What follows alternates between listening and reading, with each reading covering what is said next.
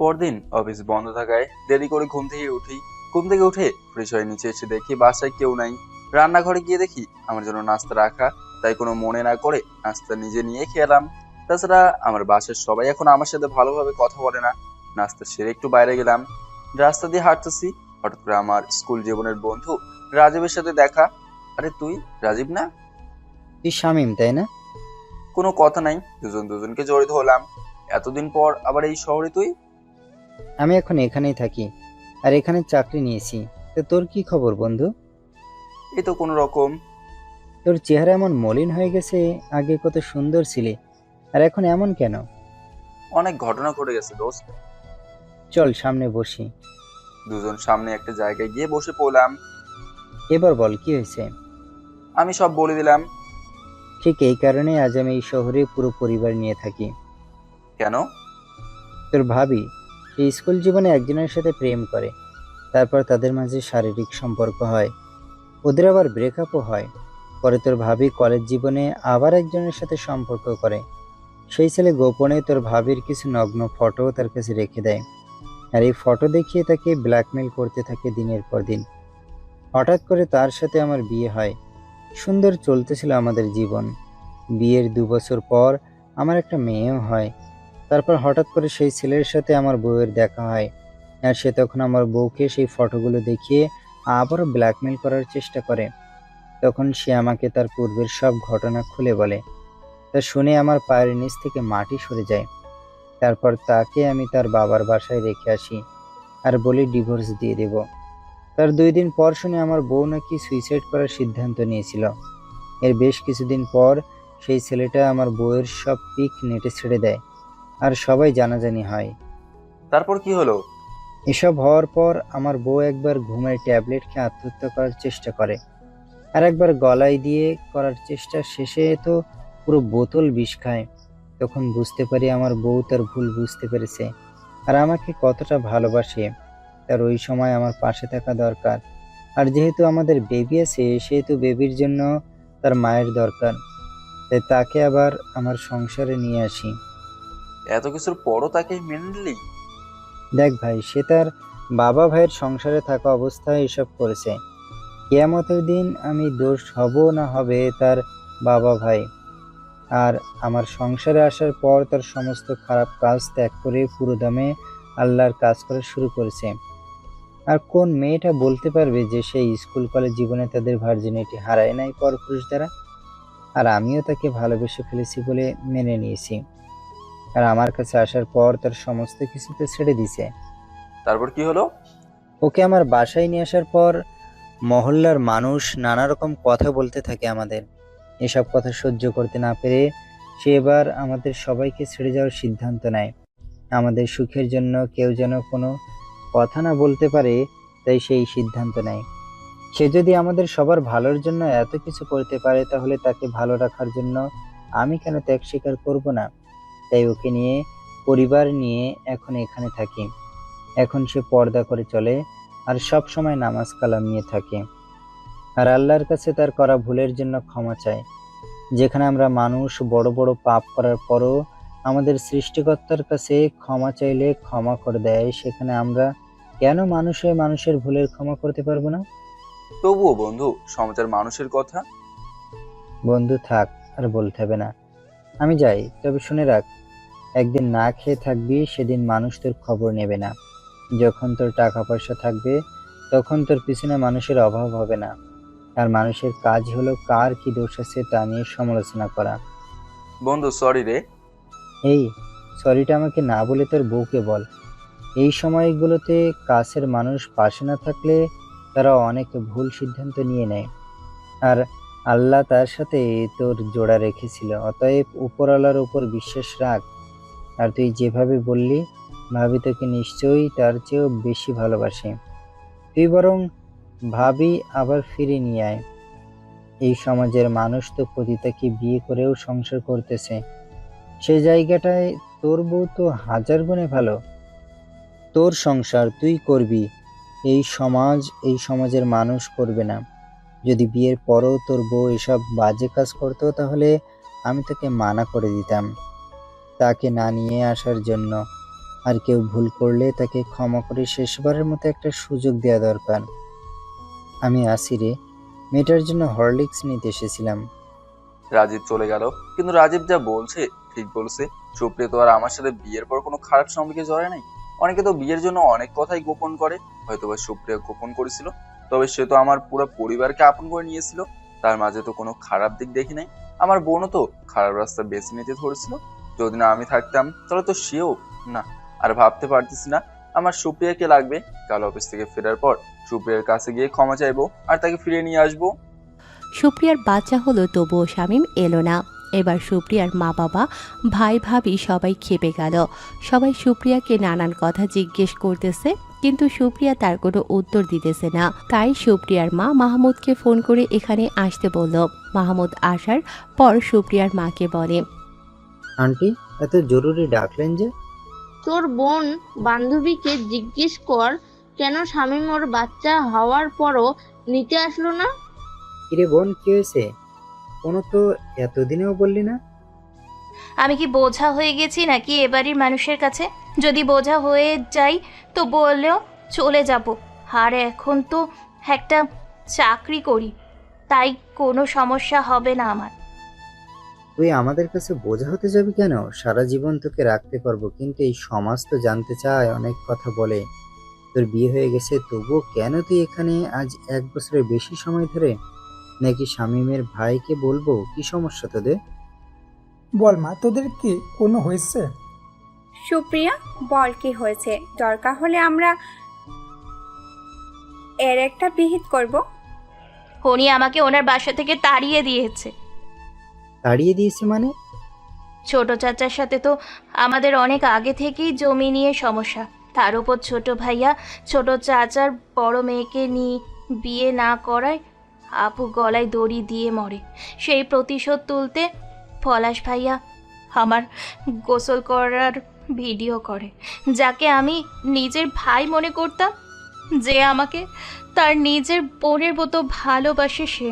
আর পলাশ ভাইয়া মাহমুদের বোনকে ভালোবাসে আর মাহমুদের বোনকে ব্ল্যাকমেল করে।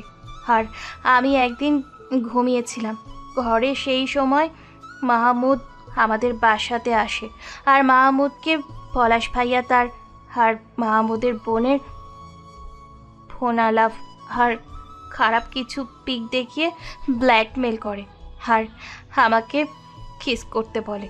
মাহমুদ আমার ঘরে ঢুকে দেখে আমি ঘুমিয়ে আছি। সেই সময় মাহমুদ আমাকে কিস করে না, কিন্তু এমনভাবে সে করে মনে হয় যেন দুজন দুজনকে কিস করতেছি। আর সেই সময় পলাশ ভাইয়া সেই ভিডিও করে। আর একদিন পলাশ ভাইয়া এই সব ভিডিও দেখিয়ে আমাকে ভয় দেখায়, আমি যদি মুখ খুলি তাহলে তোমাদের সবার সম্মান সে নষ্ট করে দিবে আর তার সাথে আমাকে বিছানায় শুতে হবে। তার কিছুদিন পর সে আরও একটা ভিডিও করে, আর সেই সময় তোমরা কেউ বাসাতে ছিলে না। সে আমার সাথে সেক্স করতে চায়। আমি তাকে মিথ্যে কথা বলি। পরে আমার বিয়ের 7 মাস পর পলাশ ভাইয়া তোমাদের জামাইকে এইসব ভিডিও পাঠিয়ে দেয় আর আমার সুখের সংসারটা ভেঙে দেয়। তোমরা মনে হয় জমির কোনো বিষয় নিয়ে ওনাকে ডেকেছিলে। সেই সময় পলাশ ভাইয়া মনে হয় এলাকার ছেলে লাগিয়ে দিয়ে তাকে নানান কথা শোনায় আর মাহমুদ আর আমার সম্পর্কে খারাপ কথা বলে, যার কারণে সে আমাকে তাড়িয়ে দেয়। বাবা ভাইয়া, তুই বল আমি কি খারাপ? ভাবিমা বলো তোমরা, আমি কি করতাম তখন? মাহমুদ বল না বাকি কথাগুলো। সুপ্রিয়া যা বলেছে সত্য বলেছে, সবকিছু পলাশ ভাইয়া করেছে। আজ তার জন্য আমার বোনটা সবসময় ঘরবন্দি থাকে, কোথাও যায় না।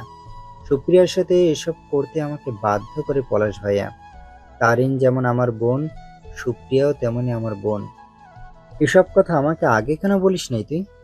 আমার কলিজার টুকরো বোনটা এত কষ্ট সহ্য করে আছে যা আমরা জানি না। তোমরা থাকো, আমি আসতেছি। সুপ্রিয়ার বড় ভাই রাগ হয়ে তাদের বাসা থেকে বের হয়ে গিয়ে পলাশের বাসায় গিয়ে ওর বাবা মার সামনে দিয়ে শার্টের কলার ধরে টেনে বাইরে নিয়ে আসে। আর যে ছেলেগুলোকে স্বামী মিথ্যে বলার জন্য লাগিয়ে দিয়েছিল তাদেরকে নিয়ে সুপ্রিয়ার ভাই ওদের বাসায় আসে। এই, আমার বোন তোদের কার কি ক্ষতি করেছে যার জন্য আমার বোনের সুখের সংসারটা নষ্ট করে দিলি? আমার বোনের গায়ে কলঙ্কের দাগ লাগিয়ে দিলি? সব পলাশের কথা মতো করছি ভাইয়া, আমাদেরকে মাফ করে দেন। সুপ্রিয়া, আমরা তোমাকে সবসময় নিজের বোনের মতো দেখেছি, আমরা সবাই পাপ করেছি, তোর পায়ে ধরি বোন, আমাদের মাফ করে দে। চুপ। বোন, তোর ভিডিও শুধু স্বামীকে দেওয়ার পর আর কাউকে দেই নাই। আমি সব ভিডিও নষ্ট করে ফেলেছি। ভিডিওগুলো শুধু তুই, আমি আর শামীম দেখেছে। তোর সাথে খারাপ কাজ করতে চাইছি ঠিক আছে, কিন্তু তোকে বোন মানতাম বলে কিছুই করি নাই। যদি বোন না মানতাম তাহলে হয়তোবা অনেক কিছুই করতাম তোর সাথে। আমি তো মনে করেছি তুই তোর স্বামীর বাসায়। আমি তোদের সংসার নষ্ট করতে চাইনি, শুধু তোদের একটু অশান্তিতে রাখতে চেয়েছি বোন। ভাইয়া, আমার ভাগের সব জমি জমা, ব্যাংক ব্যালেন্স পলাশ ভাইয়াদের দিয়ে দাও। এই সব কিছুর জন্যই তো আজ এই অবস্থা আমার। পলাশ সুপ্রিয়ার ভাইয়ের কাছ থেকে নিজেকে ছাড়িয়ে নিয়ে সুপ্রিয়ার পা জড়িয়ে ধরে ক্ষমা চাইলো। সুপ্রিয়া পলাশের পা ছাড়িয়ে নিয়ে দূরে দাঁড়িয়ে, আজ তোমার মতো ছেলের জন্য হাজার হাজার মেয়ের জীবন দিতে হচ্ছে। আজ তোমার মতো ছেলের জন্য কত বোনের সংসার শেষ হয়ে যাচ্ছে। মেয়েরা কি কখনো চায় তাদের কোনো গোসল ভিডিও বের হোক? পলাশ ভাইয়া মনে আছে, আপু মারা যাওয়ার আগে আপুকে যা এনে দিতা ঠিক সেই একই জিনিস আমাকে দিতা। কেউ যদি আমার দিকে বা আপুর দিকে চোখ তুলে তাকাতো, তার অবস্থা তুমি কি করে দিতা? তোমাকে তো নিজের মায়ের পেটের ভাইয়ের চেয়েও আপন ভাবতাম ভাইয়া, তাহলে কেন এমন করলে আমার সাথে? বোনের প্রতিশোধ নিতে গিয়ে আরেকটা বোনের ক্ষতি করে ফেলেছি। আমাকে ক্ষমা কর বোন, তা না হলে যে বোন কবর আছে সেও আমাকে ক্ষমা করবে না। ভাইয়া, ক্ষমা চাইতে হবে না, তুমি আমার ভাই, তোমাকে ক্ষমা করব যদি তুমি তারিনকে বিয়ে করো। আমি রাজি বোন, আমি রাজি। পলাশ এবার কেঁদে ফেলল। সে বুঝতে পেরেছে সে কত বড় ভুল করেছিল। সুপ্রিয়া সবাইকে মানা করে দেয় কেউ যেন শামীমকে তার সন্তানের কথা না বলে আর তাকে নিয়ে যেতে না বলে। আমি বাসায় এসে দেখি সবাই এসেছে আর সবাই অনেক হাসাহাসি করতেছে। যখন আমাকে বাসায় আসে দেখলো তখন সবাই কথা বলা বন্ধ করে দিল। আমি ওদের কোনো না বলে নিজের ঘরে গেলাম। সত্যি কি সুপ্রিয়া নিজের ইচ্ছেতে সব করছে, নাকি ওর সেই প্রেমিকগুলো বাধ্য করছে? আমি তো সেদিন থেকে ভিডিও যে দিয়েছে তাকে খুঁজছি, কিন্তু পাচ্ছি না। যে আইডি দিয়ে ভিডিও দিয়েছে সে আইডিটা তো নষ্ট। সুপ্রিয়া যা করেছে, আমার কোনো সমস্যা নেই। আমি আমার সুপ্রিয়াকে আমার কাছে ফিরিয়ে নিয়ে আসবো। পরের দিন অফিসে গেলাম। কাজের চাপের জন্য অনেক রাত পর্যন্ত কাজ করা লাগলো, তাই আর সুপ্রিয়ার কাছে যেতে পারলাম না। তো অফিস থেকে পরের দিনের জন্য ছুটে নিলাম। বাসাতে এসে দেখি এত রাতেও সবাই হাসি খুশি। ব্যাপার কি তা জানি না, ভাবি শুধু বলতেছে প্রান্তের এখন দুইটা ভাইও আছে। আমি যখন আমার ঘরে ঢুকবো তখন ভাইয়ের কাছ থেকে শুনতে পেলাম, শামীমের ছেলে দুটো ঠিক শামীমের কার্বন কপি আব্বা। ভাইয়ার এমন কথা শুনে ঘরে না গিয়ে আবার তাদের কাছে চলে আসলাম। ভাইয়া ছেলে মানে কি বলো তুমি? কিছু না, তোর ঘরে গিয়ে ফ্রেশ হয়ে নিচে খেতে আয়। স্পষ্ট শুনতে পেরেছে আমার ছেলে আমার কার্বন কপি এ কথা বলেছে ও। তুই যা, ভালো লাগতেছে না। মা বলো কি হয়েছে? যাকে এই বাসা থেকে মিথ্যে অপবাদের কারণে তাড়িয়ে দিচ্ছিস, সে তোর সন্তানকে জন্ম দিয়েছে আজ 3 মাস হলো, তাও যমজ সন্তান। আমি ভাবির কথা শুনে আমি খুশি হলাম। আমি বাবা হয়েছি আর সুপ্রিয়া মা হয়েছে। এসে কোনো লাভ নেই, তোর সন্তানকে তুই দেখতেই পারবি না। ভাবি পরশুদিনই শহর ছেড়ে অন্য শহরে চলে যাবে, আর তোকে কোনোদিনও ক্ষমা করবে কিনা জানি না। ঘর সংসার আর জোড়া লাগবে না মনে হয়। সুপ্রিয়া অনেকবার নিয়ে আসার জন্য গিয়েছি আমরা, কিন্তু তার এক কথা, তোর সাথে সে আর সংসার করবে না বলে দিয়েছে। তোমরা বললেই হলো নাকি সুপ্রিয়া আমাকে তার জীবনের চেয়েও বেশি ভালোবাসে? আমি আনতে গেলে সে এমনিই চলে আসবে, শুধু সকালটা হতে দাও। জেগে জেগে স্বপ্ন দেখো বাবা, সেটাই ভালো। এই তৃপ্তি খাবার সাজা টেবিলে পাগলের সাথে কথা বলে কোনো লাভ নাই। সবাই একসাথে খাওয়া দাওয়া করে যে যার ঘরে চলে গেলাম। আজ কেন যেন চোখে আমার ঘুম আসতেছে না। কালকে কি বলবো সুপ্রিয়াকে সেসব ভাবতেছি। আর আমার 2টা মানিকের জন্য কি কি নেব আর তাদের সাথে নিয়ে কি যে করব, উফ, ভাবতেই পারতেছি না। আজ অনেকদিন নামাজ পড়ি না, তাই গোসল করে নামাজ পড়তে বসে গেলাম। মনে যাতে আমার ছেলে আর সুপ্রিয়ার জন্য দোয়া করতে থাকলাম। অনেক সময় নিয়ে নামাজ কায়েম করলাম। পরদিন সকালে আমি সোজা মার্কেটে চলে গেলাম। সেখানে গিয়ে আগে আমার ছেলে দুটার জন্য কাপড় কিনলাম, তারপর সুপ্রিয়ার জন্য জামা, শাড়ি, বোরকা নিলাম, আর ছেলে দুটোর জন্য বেবি ফুড নিলাম। নিয়ে সুপ্রিয়াদের বাসার কাছে গেলাম। গিয়ে ভিডিওতে সেই ছেলেটার সাথে দেখা, সুপ্রিয়ার সাথে খারাপ কাজ করতে চাইছিল। শামীম, কেমন আছো? আর আমাকে মাফ করে দিও ভাই। আজ আমার ভুলের জন্য তোমার আর সুপ্রিয়ার সংসার ভাঙার পথে। মানে কি করতেছেন আপনি এসব? তখন পলাশ ভাই সবকিছু খুলে বলল, আর সেদিনের সব ছেলেগুলোকে ডেকে সব সত্য কথা বলতে বললো। যা শুনে আমার মাথায় আসমান ভেঙে পড়লো। এ আমি কি করেছি? সুপ্রিয়ার সাথে ঘোর অন্যায় করেছি আমি। পলাশ ভাইয়ের কাছে সব সত্য শুনে নিজেকে অপরাধী মনে হতে লাগলো আমার। আর সবাই মিলে আমার কাছে ক্ষমা চাইলো। আমি ওনাদের কাছ থেকে সুপ্রিয়াদের বাসায় ঢুকলাম। আমি বাসাতে ঢোকাতে সবাই আমার দিকে সরু চোখে অবাক হয়ে তাকিয়ে আছে। হয়তো বা কেউ আশা করেনি আমি আসবো এত কিছুর পরও। আমি সবাইকে সালাম দিলাম। বাসার ভিতরে সবাই আছে, শুধু সুপ্রিয়া নাই। তাই আমি বললাম, বাবা সুপ্রিয়া কোথায়? ওকে দেখতেছি না। সুপ্রিয়া কোথায় বাবা? ওর ঘরে আছে ও। এতদিন পর তোমার সুপ্রিয়ার কথা মনে পড়লো? তুমি চুপ করো তো, যাও বাবা, ঘরে যাও। মা আসলে বলতে হবে না, আমরা সব জানি, তুমি যাও। আমি আর ওখানে না থেকে সুপ্রিয়ার ঘরে গেলাম। গিয়ে দেখি ভিডিও সেই ছেলেটা মানে মাহমুদ আর সুপ্রিয়া বেবিদের কোলে নিয়ে আসে। আমাকে দেখে দুজনে বসা থেকে দাঁড়িয়ে গেল। আর সুপ্রিয়ার চোখ বড় বড় করে আমার দিকে দেখতেছে। এভাবে চোখ বড় করে কি দেখো তুমি? ভাবতেছি আপনি এখানে হঠাৎ করে কেন? বারে, আমার বউ বাচ্চার কাছে আমি আসবো না? কে আপনার বউ শুনি? কি আবার, তুমি আমার বউ, আর কে হতে যাবে?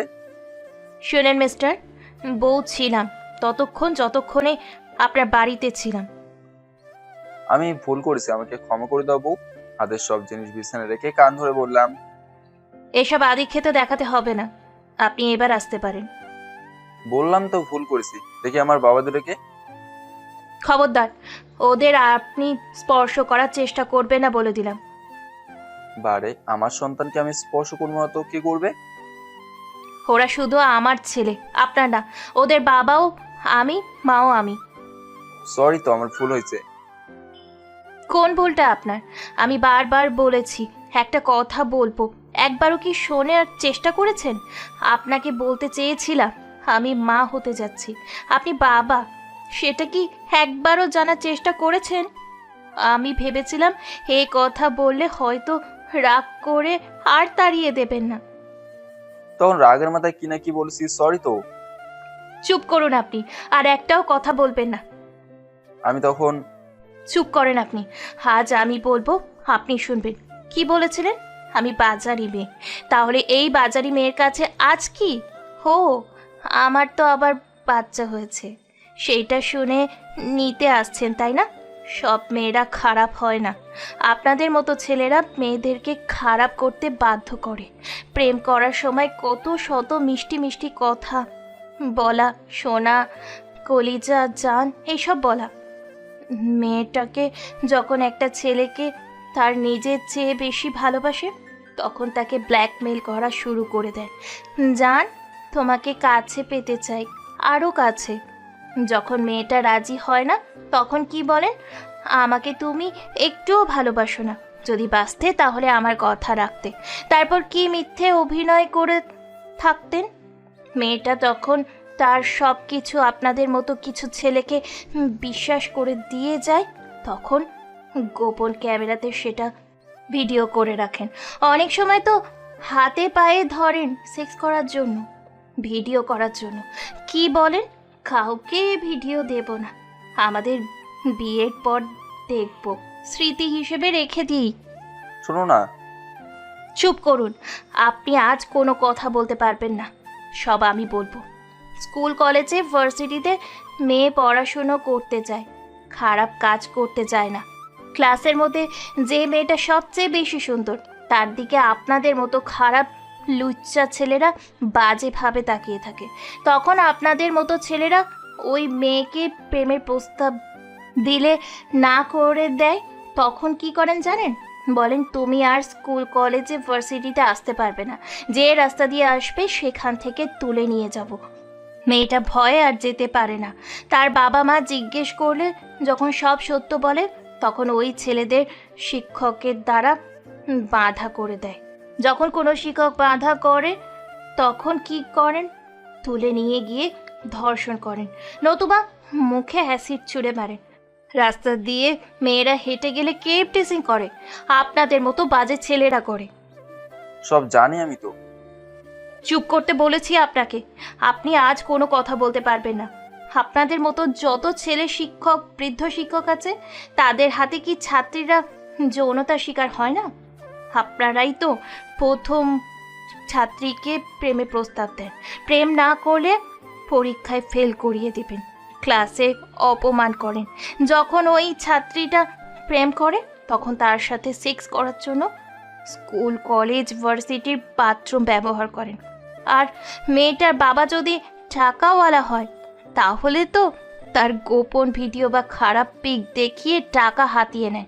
আপনাদের মতো কিছু শিক্ষকের জন্য পুরা শিক্ষক জাতি বদনাম। এমন রেকর্ড আছে, শিক্ষকের অত্যাচারে অনেক ছাত্রী তাদের জীবন পর্যন্ত দিয়ে দিয়েছে।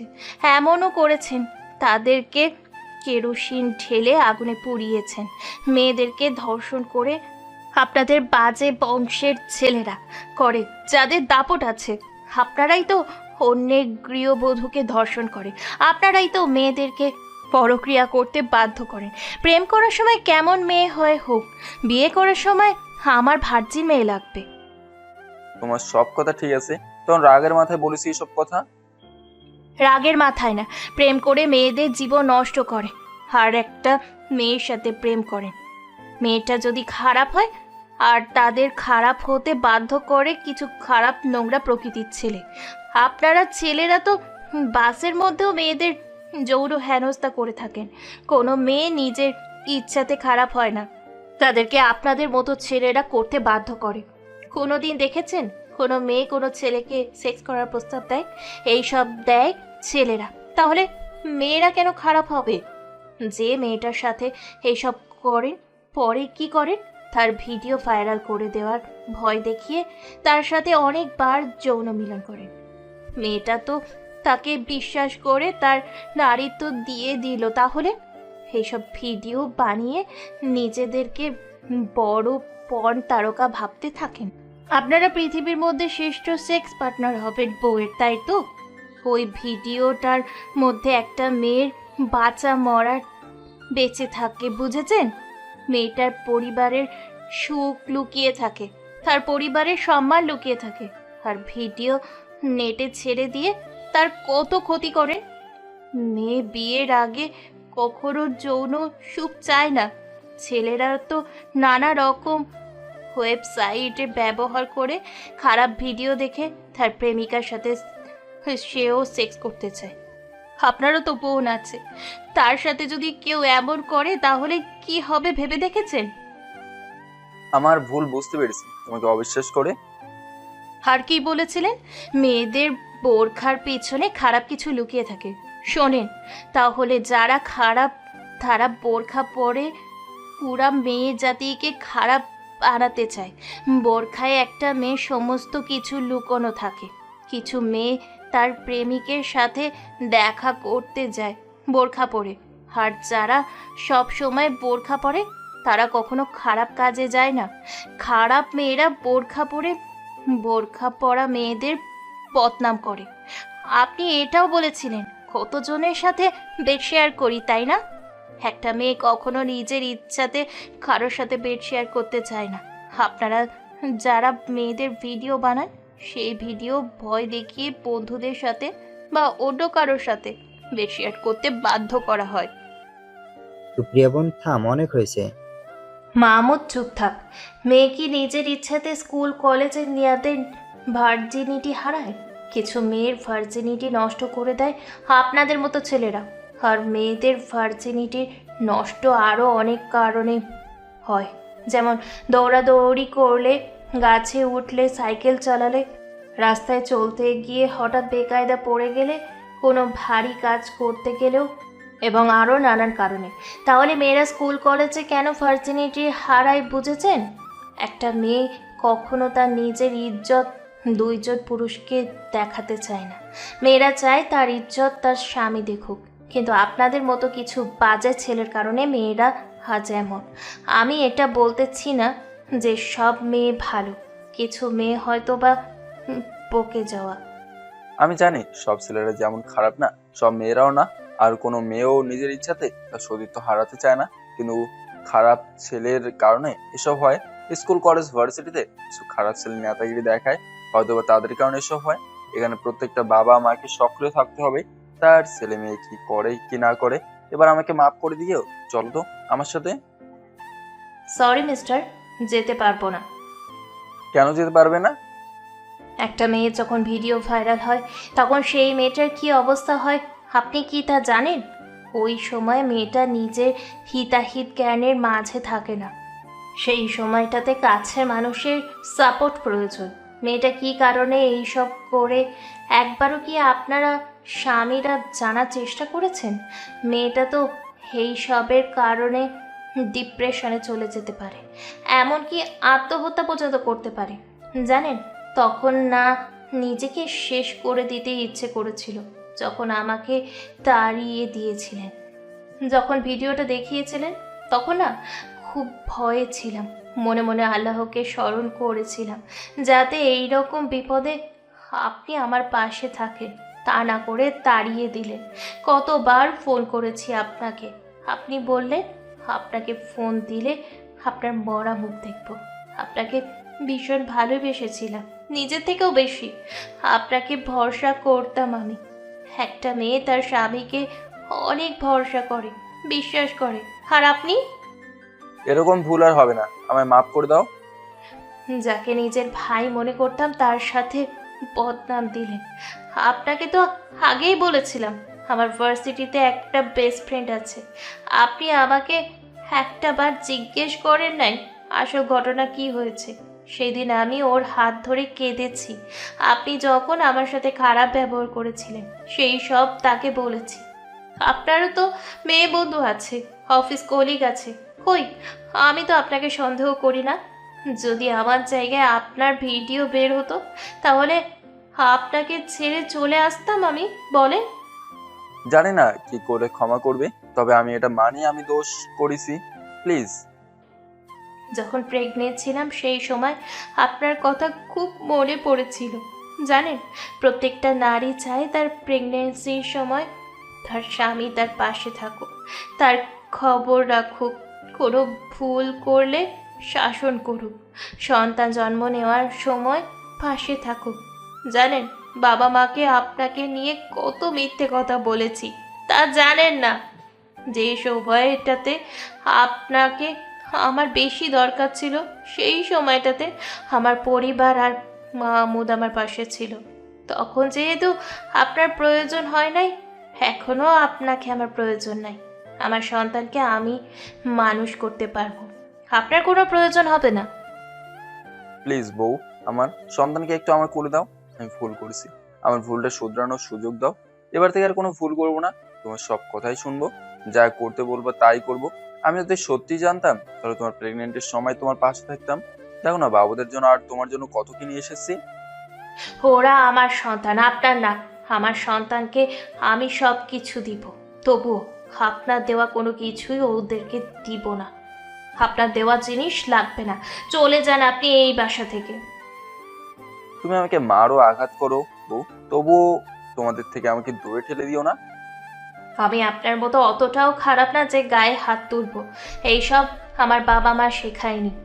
আপনার করা আঘাতে কোনো কষ্ট পাইনি, কষ্ট পেয়েছি আপনার বলা কথাতে, আমার গায়ে কলঙ্কের দাগ লাগিয়ে দেওয়াতে। আপনি নিজের বউয়ের কথা বিশ্বাস না করে বিশ্বাস করেছেন অপর মানুষের কথা। আপনার মতো কিছু খারাপ মনোভাবের মানুষ আছে যারা এক্সের ছেলে মেয়েকে বলে আমি তোমার প্রথম বাবা, তোমার মায়ের সাথে আমার প্রেম ভালোবাসা ছিল। কোনো দিন দেখেছেন, শুনেছেন কোনো মেয়ে তার এক্সের ছেলে মেয়েকে এইসব নোংরা কথা বলে? আমি তো বলতেছি আমি ভুল করেছি, মাফ করে দাও না। আর চলো না আবার সুখের সংসার করি আমরা, যেখানে কোনো ভুল বোঝাবুঝি থাকবে না। থাকবে শুধু একে অপরের প্রতি বিশ্বাস আর ভালোবাসা। বিশ্বাস? তো আবার আপনাকে হাসালেন আমাকে আপনি। আপনার মতো স্বামীর কারণে অনেক মেয়ের জীবন নষ্ট এবং অনেক মেয়েকে জীবন দিতে হয়।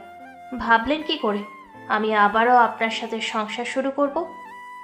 আমি আর কোনো কিছু না বলে আমার ছেলেদেরকে যেই না নিচে যাব, অমনি সুপ্রিয়া আমার ছেলেদেরকে যদি স্পর্শ করার চেষ্টা করো তাহলে তাদের মেরে ফেলে নিজেও মরে যাব। সুপ্রিয়া এসব কি বলো তুমি? বাবা হয়ে নিজের সন্তান নিতে পারবো না, স্পর্শ করতে পারবো না? কে বাবা? কার সন্তানের বাবা আপনি, যে কিনা সন্তান জন্ম নেওয়ার 3 মাসের অনেক পরে দেখতে আসে, নিতে আসে? আপনি যদি কখনো এখানে আসেন, আমার মরা মুখ আর এদেরও মরা মুখ দেখবে। আমি সাথে সাথে হাঁটু গেড়ে নিচে বসে পড়লাম। আমি মাথা নিচু করে ফেললাম, চোখ থেকে পানি বের হতে লাগলো। আমি ভাবতে পারিনি সুপ্রিয়া এমন কথা বলবে। সুপ্রিয়ারও চোখে জল, সেও কাঁদতেছে। আজ আমার ভুলে, আমার সব দোষে আমার স্ত্রীর সন্তান নিতে পারতেছে না, তারা আমার এত কাছে, নিজের হাত দিয়ে ধরতেও পারতেছে না। আসলে কথায় আছে, রেগে গেলেন তো হেরে গেলেন। একটা মেয়ে তো তার বাবা মায়ের সংসার ফেলে এমনি চলে আসে না, সে চায় তার স্বামী তাকে ভালোবাসুক, বিশ্বাস করুক। মেয়েরা তো বাবার বাড়িতে থাকা অবস্থায় বেশি ভরসা করে তার ভাই এবং বাবাকে, আর বিয়ের পর তার স্বামীকে। কারণ এনাদের সাহসেই তারা পাহাড় পর্যন্ত পাড়ি দিতে পারে। এখানে না থেকে এক্ষুনি তোমার নিয়ে আসার সবগুলো জিনিস নিয়ে চলে যাও। সুপ্রিয়া তোর স্বামী হয়, তার হক আছে নিজের সন্তানকে নেওয়ার। আর ভাইয়া এই ধরেন। মাহমুদ যখন আমার ছেলেকে আমার কোলে দেবে, সেই সময় সুপ্রিয়া মাহমুদের কোল থেকে তাকে কেড়ে নিল। আর এমন ভুল যদি আর কখনো করিস তাহলে তুইও আমাকে আর জীবিত দেখবি না। যে মানুষ তার বউয়ের কথা শোনে না, যে মানুষ তার গর্ভবতী বউকে বাসা থেকে বের করে দেয়, যে মানুষ তার বউয়ের সাথে জানোয়ারের মতো ব্যবহার করে, তাকে আমার প্রয়োজন নেই। আজ যদি সত্যি আমি ওই 8-10টা মেয়ের মতো খারাপ হতাম, ভিডিও বের হতো, তাহলে কি মেনে নিত? আজ আমার সন্তানকেও নাজায়ের সন্তান বলতো। ভবিষ্যতে যে আমার সামান্য ভুলের জন্য বাজে কথা শোনাবে না, তার কি গ্যারেন্টি? ভবিষ্যতে যে আমার গায়ে হাত তুলবে না, তার কি গ্যারেন্টি আছে? ভবিষ্যতে যে তার বাসা থেকে তাড়িয়ে দিবে না, তার কি গ্যারেন্টি আছে? যা হয়েছে ভুলে জানা। কি করলে ক্ষমা করবে আমাকে? আপনি তো কোনো ভুল করেন নাই, তাহলে কিসের জন্য ক্ষমা চাচ্ছেন? আমি তো একটা বাচারি মেয়ে, তার কাছে কিসের ক্ষমা? আপনি কি এটা জানেন না, অনেক মেয়ে ছেলেদের সাথে প্রেম করে বেড শেয়ার করার পরও স্বামী সংসার করতেছে। অনেক মেয়ে 3-4টা স্বামী আছে, তারা কি সংসার করতেছে না? ছেলেরা তো মেয়েদেরকে ভোগের পণ্য ভাবে, ভোগ করা হলে চিনি না। প্লিজ একটাবার কোলে নিতে দাও আমার সন্তানকে, প্লিজ। দরজা ওইদিকে, আসতে পারেন আপনি। এখানে আর এক মুহূর্ত দাঁড়িয়ে থাকলে বাচ্চাদের অনেক বড় ক্ষতি করে ফেলবো। ভাঙা সংসার কখনো জোড়া লাগবে না মিস্টার। আর এই সব জিনিস নিয়ে যান, আমাদের লাগবে না এসব। আমি আর কোনো বলতে পারলাম না, মাথা নিচু করে চলে আসতেছি। দরজার কাছে দেখি সুপ্রিয়ার পরিবারের সবাই দাঁড়িয়ে আছে। তখন এক এক করে সবাই বলতে লাগলো, মা, জামাইকে ক্ষমা করে দিও, আবার নতুন করে সব শুরু করো। মাফ করে দিয়ে আবার নতুন করে সব শুরু করে দে। মানুষ তো ভুল করে, তোকে তো মানুষ ক্ষমা করে। আমাকে তার সাথে যেতে বললে আমার মরা মুখ দেখতে হবে। এইরকম অমানুষের সাথে ঘর করা যায় না মা, যে তার নিজের স্ত্রীকে খারাপ নারীর সাথে তুলনা করে, যে স্বামী তার নির্দোষ স্ত্রীর গায়ে হাত তোলে, যে স্বামী বউকে বিশ্বাস না করে অপরকে বিশ্বাস করে, যে স্বামী প্রেগনেন্ট স্ত্রীকে বাড়ি থেকে হাত ধরে বের করে দেয়, তার সাথে সংসার করা যায় না মা। আর আমি যদি তোমাদের সত্যি অনেক বড় বোঝা হয়ে থাকি তাহলে বলো, এক্ষুনি চলে যাই। শামীম, যেতে পারো তুমি। দরকার হলে আমার বোনের বিয়ে অন্য কোথাও দিব, তবুও তোমার বাড়িতে পাঠাবো না। আর সুপ্রিয়া, তোর ট্রেনের টিকিট কাটছি, কালকে সকাল 11টায় তোর ট্রেন, সবকিছু গুছিয়ে নে। আর তোর কোনো কাজের লোক লাগবে বল, আমেনা খালাকে তোর সাথে পাঠিয়ে দিই। ঠিক আছে, আমেনা খালাকে বলো। আর ধন্যবাদ ভাইয়া তোমাকে। বিয়ে আমি করব, তবে আমাকে সময় দাও আর একজন ভালো মানুষকে খুঁজে বের করো ততদিনে। এখন এখানে কি? তোমরা চলে যাও। আর আমার বোনের বা তার সন্তানের পাশে যেন তোমাকে না দেখি। আমার বন্ধু তো তোমার মতো খারাপ না। তার ভাই হয়ে তুমি বউয়ের গায়ে হাত তোলো। আমারই ভুল ছিল, তাই আমার বোনের জীবনটা নষ্ট করে দিলাম। আমি আর কোনো কিছু বলতে পারলাম না, শুধু চোখ দিয়ে পানি ঝরতে থাকলো আর মাথা নিচু করে চলে আসলাম। শুধু ভাবতেছি, সুপ্রিয়া তো আমাকে ভালোবাসে, আর আমাকে ছেড়ে অন্য কাউকে কেমন করে বিয়ে করবে সে? রাস্তায় দূরে টোকাই বাচ্চাকে আমার হাতে সবকিছু দিলাম। আজ আমার ভুলের কারণে সুপ্রিয়াকে হারিয়ে ফেললাম। বাসায় চলে এসে কাউকে কোনো কিছু বললাম না, চুপচাপ নিজের ঘরে চলে গেলাম।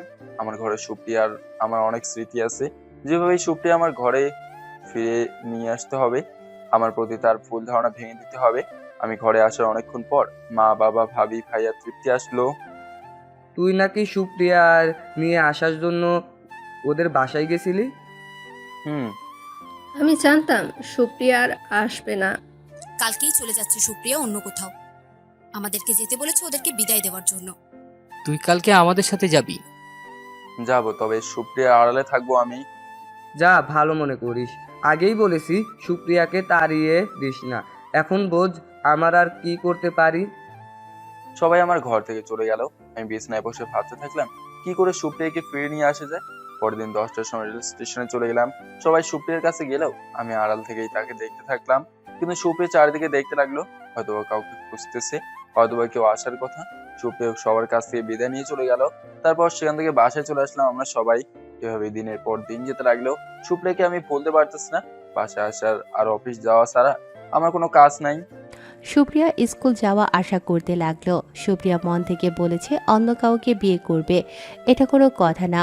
সুপ্রিয়া শামীমকে কষ্ট দেওয়ার জন্য এসব কথা বলেছে। সুপ্রিয়া যাওয়ার আজ প্রায় 2 মাস হয়ে গেল। তো একদিন তার স্কুলে তার সহকারী এক শিক্ষক তাকে বিয়ের প্রস্তাব দেয়। দেখেন, আপনি ভুল ভাবতেছেন।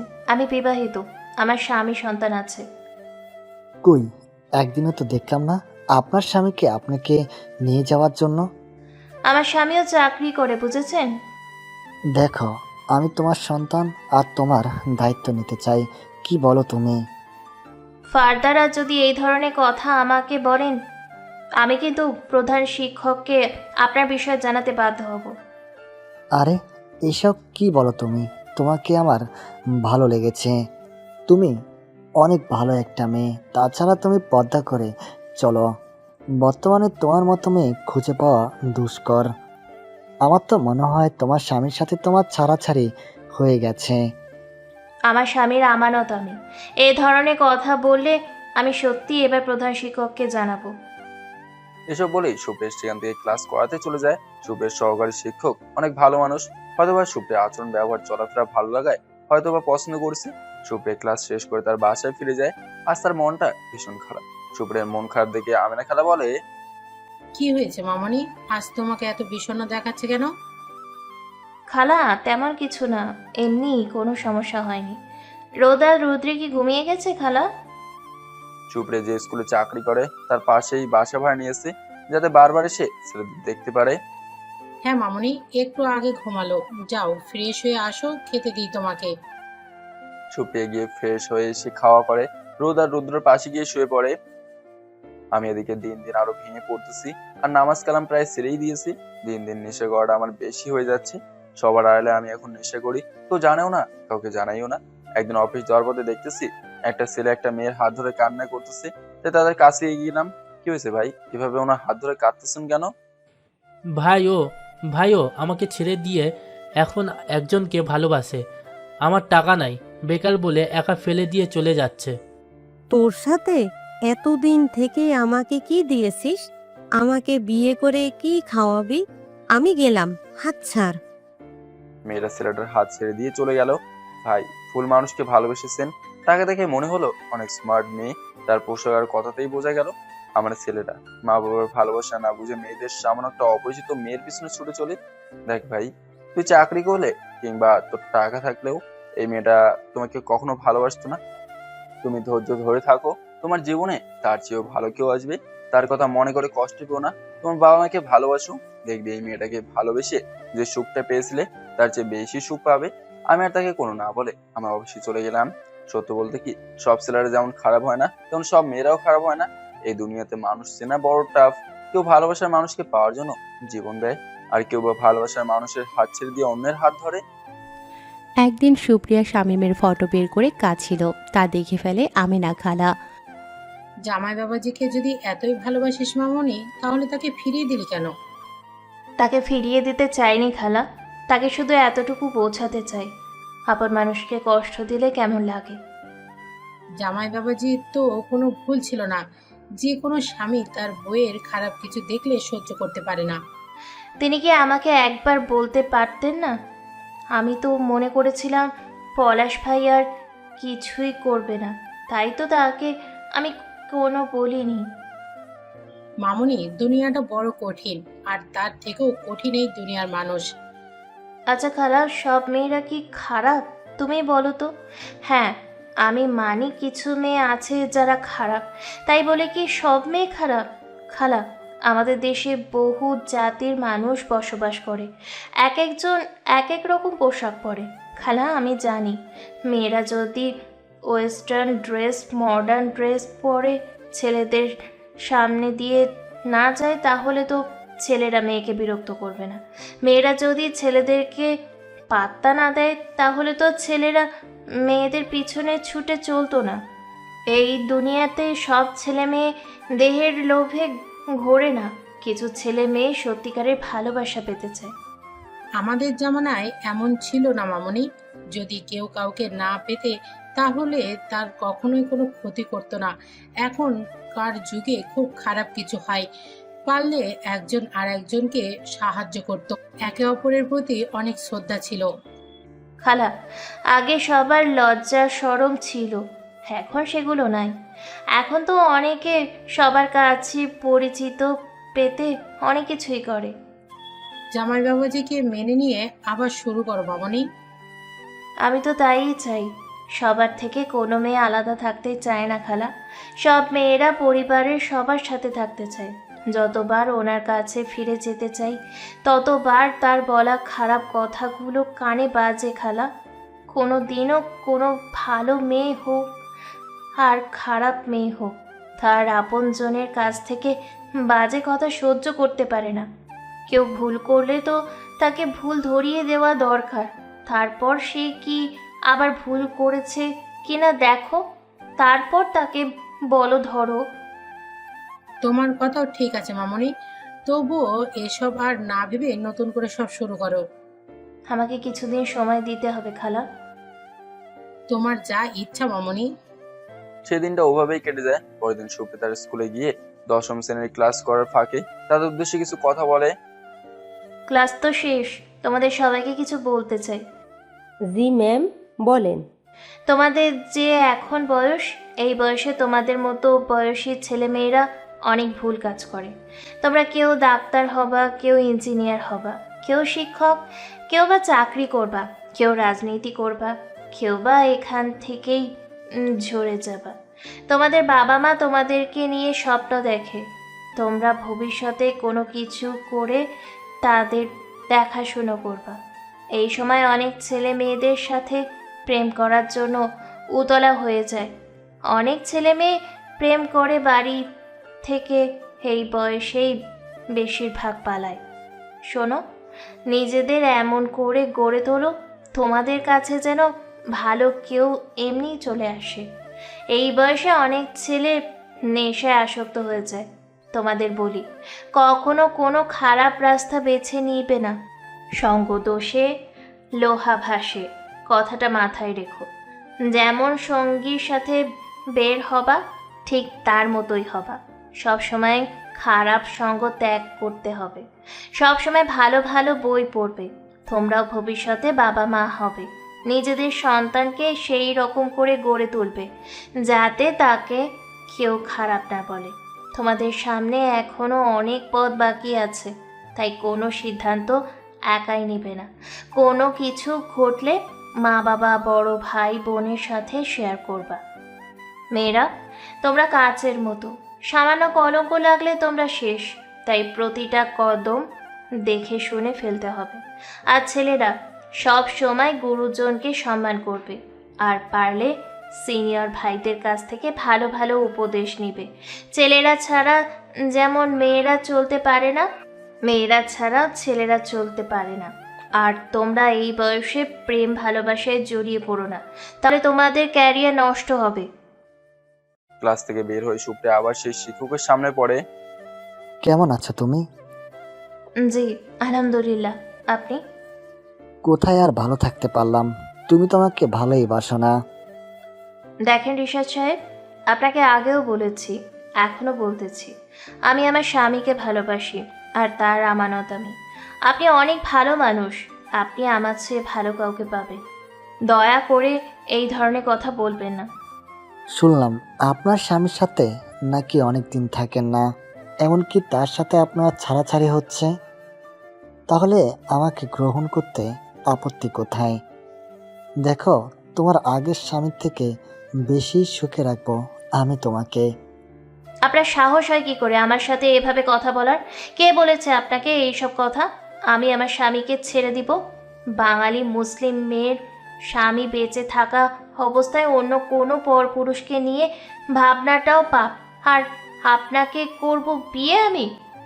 আমাদের সংসারে একটু সমস্যা হয়েছে, তাই বলে আমার স্বামীকে ছেড়ে দেব ভাবলেন কি করে? সুপ্রিয়া রিশাদকে কোনো বলতে না দিয়ে বাসায় চলে আসে। এসে আমিনা খালাকে বলতে শুরু করে, ছেলেরা এমন কেন? মেয়েদের পিছনে কি তাদের পড়ে থাকতে হবে? আজ আমার সহকারী শিক্ষকের মতো কিছু খারাপ ছেলেদের জন্য অনেকের সংসার ভেঙে যায়। কিভাবে আমাকে ভালোবাসা আর বিয়ের কথা বলতে পারে? স্বামীর সাথে তার বউ না থাকলে মানুষ এমন কথাই বলবে। থাকবো না এখানে, আমি কালকেই বাসায় চলে যাব, তারপর ওনাকে আমার সাথে নিয়ে আসবো। সত্যি বলতেছো মামনি? অনেকদিন বাসায় কাউকে দেখি না, বাসা যেতে হবে। তুমি সব গোছগাছ করো খালা। আমার বাসাতে মনমরা হয়ে থাকাটা সবাই লক্ষ্য করতে পেরেছে, তাই বাসার সবাই সিদ্ধান্ত নিল আমাকে বিয়ে দেবে। আর যেহেতু সুপ্রিয়া আমার জীবনে ফিরে আসবে না, তাই বাসার সবাই মেয়ে দেখা শুরু করে দিল। তারা ভালো একজন উকিলের সাথে দেখা করে ডিভোর্সের কাগজ তৈরি করে ফেললো। আমি বাসাতে কাউকে না বলতে পারলাম না। আজ প্রায় 6 মাস হয়ে গেছে। সুপ্রিয়া একটা বারো আমার খোঁজ খবর রাখলো না। সে যদি অন্য কাউকে বিয়ে করতে পারে, তাহলে আমি কেন নয়? কিছুদিন পর মেয়ে দেখতে গেলাম, সবার মেয়ে পছন্দ হলো। মুখ বিয়ের দিন তারিখ সব ঠিক করে ফেললো। আমরা সবাই সেখানে চলে আসলাম। মেয়েরা গরিব ঘরের, এবার ইন্টার্ন পড়ে। গরিব বলে হয়তো বা আমার মতো বিয়ে করা ছেলের হাতে তাদের মেয়েকে তুলে দিতে চায়। আর বাসার সবাই বলেছে তারা শুধু মেয়ে চায়, কোনো যৌতুক চায় না। হয়তো বা যৌতুকের দিবার ভয়ে মেয়েটাকে আমার সাথে বিয়ে দিতে চাইলো। মেয়েটা দেখতে অনেক সুন্দর, আমার চেয়ে বয়স অনেক ছোট। বাসাতে আসার পর সবাই জিজ্ঞেস করলো মেয়ে পছন্দ হয়েছে কিনা। আমি শুধু বলেছি সবার পছন্দ হলে আমার না করার কিছু নাই। তখন আব্বা ভাইয়াকে দিয়ে সুপ্রিয়াদের বাসাতে ডিভোর্স পেপার পাঠিয়ে দিল। আমি বাসা থেকে বাইরে আসলাম, এসে দেখি আমাদের এলাকার এক ছেলে যে কিনা মেয়েদের সাথে খেলতে পছন্দ করে, সে তার মতো একটা মেয়ে যে ছেলেদের সাথে খেলতে পছন্দ করে তাকে বিয়ে করছে নাকি। আসলে দুনিয়াতে যে যেমন করবে, এই দুনিয়াতে তাকে সেই পাপের সাজা ভোগ করতে হবে। আজ আমি আপনার ক্ষতি করব, কাল আপনারও ক্ষতি হবে। বিয়ের জন্য অফিস থেকে ছুটি নিতে গেলাম, ফেরার পথে দেখলাম একটা মেয়ে মুখ ঢাকা, সে আর একটা ছেলের সাথে হেসে হেসে কথা বলতেছে। আর ছেলেটা মাথা নিচু করে আছে। আমি তাদের একটু কাহিনী শোনার জন্য তাদের কাছাকাছি গেলাম। কি বলছিলাম না, মাথার উপরে আল্লাহ আছে, তোমার বিচার একদিন তিনিই করবে। ছেলেটা মাথা নিচু করে চুপ হয়ে আছে। আমার সাথে ভালোবাসার অভিনয় করে আমাকে নিয়ে হোটেলে নিয়ে গিয়ে তোমার বন্ধুরা সহ রেপ করেছিলে, সেটা কেউ জানে নাই যে তুমি আমার সাথে এমন করেছো। তোমার নামে থানায় মামলা করে ক্ষমতার টাকার দাপটে বেঁচে গিয়েছিলে, কিন্তু আজ আর বাঁচতে পারলে না। প্লিজ এতগুলো মানুষের সামনে অপমান করবেন না। হ্যাঁ আমি খারাপ, তাই বলে তো আর সব ছেলের খারাপ না। আমি শুধু তোমাকে খারাপ বলেছি, অন্য ছেলেদের কেনা। সবাই শুনুন, আমাকে এই লোকটা তার বন্ধুরা সহ রেপ করে। আজ আমি অনেক সুখী আছি স্বামী সন্তান নিয়ে। কিছুদিন আগে এই খারাপ লোকটার বোনের প্রেমিক তার সাথে রুম রেট করে তার ভিডিও বানিয়ে নেটে ছেড়ে দিছে। আজ সবাই তা দেখেছে। সবাই শুনে রাখুন, পাপ বাপকেও ছাড়ে না। সকালবেলা আপনার ক্ষতি আমি করব, সন্ধ্যাবেলা আপনার ক্ষতি আর একজন করবে। আজ আমি আপনার ভালো করব, কাল আমার সাথেও ভালো হবে। আল্লাহর মায়ের আক্কেলের বাইর। আজ টাকা দিয়ে তোমার বোনের সম্মান ফিরিয়ে দিতে পারবে? এই টাকার জোরে তুমি অনেক মেয়ের ক্ষতি করেছো, আর তোমার বোন টাকার গরম দেখিয়ে অনেক নিরীহ ছেলের কেরিয়ার নষ্ট করেছে। আল্লাহ আজ তার সঠিক বিচার করেছে। খুব আমি শুধু চেয়েছি যে দর্শক হয়ে ছেলেটার মেয়েটার কথা শুনলাম। মেয়েটা ঠিক বলেছে, কারো ক্ষতি করে কেউ কখনো সুখে থাকে না। বাসাতে চলে আসলাম। আগামী পরশু আমার বিয়ে। এদিকে আমার বাসার সবাই বিয়ের তোড়জোড় শুরু করে দিয়েছে। এখন জানি খুব বেশি সুপ্রিয়াকে দেখতে মন চাচ্ছে। কেন জানি মন বলতেছে সুপ্রিয়া আমাকে মন থেকে একটা কথাও বলে নাই, হয়তো আমাকে শিক্ষা দেওয়ার জন্য, নয়তো বা অভিমান জমে থাকার কারণে। এদিকে সবাই আমার বিয়ের সব প্রস্তুতি সেরে ফেলেছে। বিয়ে হবে যখন আর 2-3 দিন পর, তখন হঠাৎ করে একটা সমস্যা হলো, যার কারণে বিয়ে আরো কয়েকদিন পিছিয়ে গেল। সমস্যা বলতে আমার বড় ভাইয়ের মেয়ে প্রান্তি হঠাৎ করে খুব অসুস্থ হয়ে যায়। তাকে নিয়ে শিশু বিশেষজ্ঞ ডাক্তারের কাছে নিয়ে যাওয়া লাগে। ডাক্তার প্রান্তিকে দেখে বলে তেমন কিছু হয়নি, এমনিতেই সুস্থ হয়ে যাবে, আর তার জন্য কিছু ওষুধ লিখে দেয়। বিয়ে যেহেতু পিছিয়ে গেছে, আবার অফিস থেকেও ছুটি নেওয়া হয়ে আছে, সেহেতু বাসাতে বসে থাকা লাগতেছে। আর আমি যেহেতু সবসময় মন মরা হয়ে থাকি, তাই আব্বা মা ভাবি মিলে সিদ্ধান্ত নিলো যে মেয়েটার সাথে আমার বিয়ে হবে তার সাথে যেন আমি আলাদা সময় কাটাই। তাই তারা মেয়েটার বাবা মাকে ফোন করে বিষয়টা জানলো। মেয়ের বাবা মা রাজি হয়ে গেল আর আমাকে যেতে বললো। আমি প্রথমে প্রান্তি আর বাসার সবাইকে ছেড়ে দিতে রাজি হয় নাই। তখন সবাই মিলে আমাকে জোরাজোরি করে। যদি সুপ্রিয়া অন্য কাউকে বিয়ে করতে চায় বা পরে বিয়ে করে সুখী থাকে, তাহলে তুই কিভাবে থাকবি? আমার সেই হাসি খুশি থাকা ছেলেটাকে আমি চাই। তুই যা এখান থেকে, গিয়ে তোর হবু বউয়ের সাথে একান্ত সময় কাটা। যে তোকে জানুক, তুই তাকে জান, তাহলে তোদের ভবিষ্যতে কোনো সমস্যা হবে না। দেখবি ওই মেয়ে তোকে সুপ্রিয়ার চেয়েও বেশি ভালোবাসবে। আর মেয়েটাও অনেক ভালো, দেখলি না কেমন লাজুক স্বভাবের। প্রান্তি সুস্থ হোক, তারপর না হয় যাবো। আমি এমন এক বাবা যে নিজের সন্তানের নামও জানে না, আমার নিজের সন্তানকে নিতেও পারে নাই। তাই তো ভাইয়া ভাবের মেয়ে কি এতটা ভালোবাসি। প্রান্তির কোনো হলে আমি এবার ঠিক থাকতে পারি না। পাগল ভাই আমার। আমরা কি বলেছি প্রান্তি তোর মেয়ে না? আর শুনিলা ডাক্তার কি বলল? প্রান্তির কিছুই হয়নি, সে এমনিতেই সুস্থ হয়ে যাবে। তবুও আর একটা কথা, সুপ্রিয়াকে চাইলে তো আর ভুলে যেতে পারবো না। সুপ্রিয়া তো আমার জীবনের প্রথম নারী ছিল, প্রথম ভালোবাসা ছিল। আজ আমার আগের রাগের আর ইগোর কারণে তাকে হারালাম। তুই ওকে ভালোবাসিস বলেই এমন ঘটনার জন্য তার সাথে এমন ব্যবহার করেছিস। তাই বলে সে তোকে ছেড়ে দূরে থাকবে আর আরেকজনকে বিয়ে করতে চাইবে? সুপ্রিয়া যদি সত্যিই তোকে ভালোবাসতো, তাহলে তোকে ছেড়ে থাকার কথা কখনোই মুখে তুলতো না। দাদু, আমি ভালো আছি। তুমি আম্মুর কথা শোনো, আমি তোমার সাথে পরে কথা বলবো। তাই নাকি আমার বুড়িমা? প্রান্তে মাথা ঝাঁকিয়ে হ্যাঁ বললো। 2 বছর এখনো হয় নাই, ওর তাতেই কথার ভুল ঝরে ধরে বসেছে। আব্বা মা ভাবি ভাইয়ার তৃপ্তির সাথে আমার ছেলে দুটো নিশ্চয় আমার কথা মনে করে। হতে পারে তারা এখনো ছোট, তাদেরও তো বাবার ভালোবাসা চাই। একটা মা যেমন তার সন্তানকে বাবার ভালোবাসা দিতে পারে না, তেমন একটা বাবাও তার সন্তানকে মায়ের ভালোবাসা দিতে পারে না। বাবার ভালোবাসা শুধু বাবাই দিতে পারে, আর মায়ের ভালোবাসা শুধু মাই দিতে পারে। তাহলে কোথাও যাচ্ছিস? বিকালে যাই আব্বা। ঠিক আছে।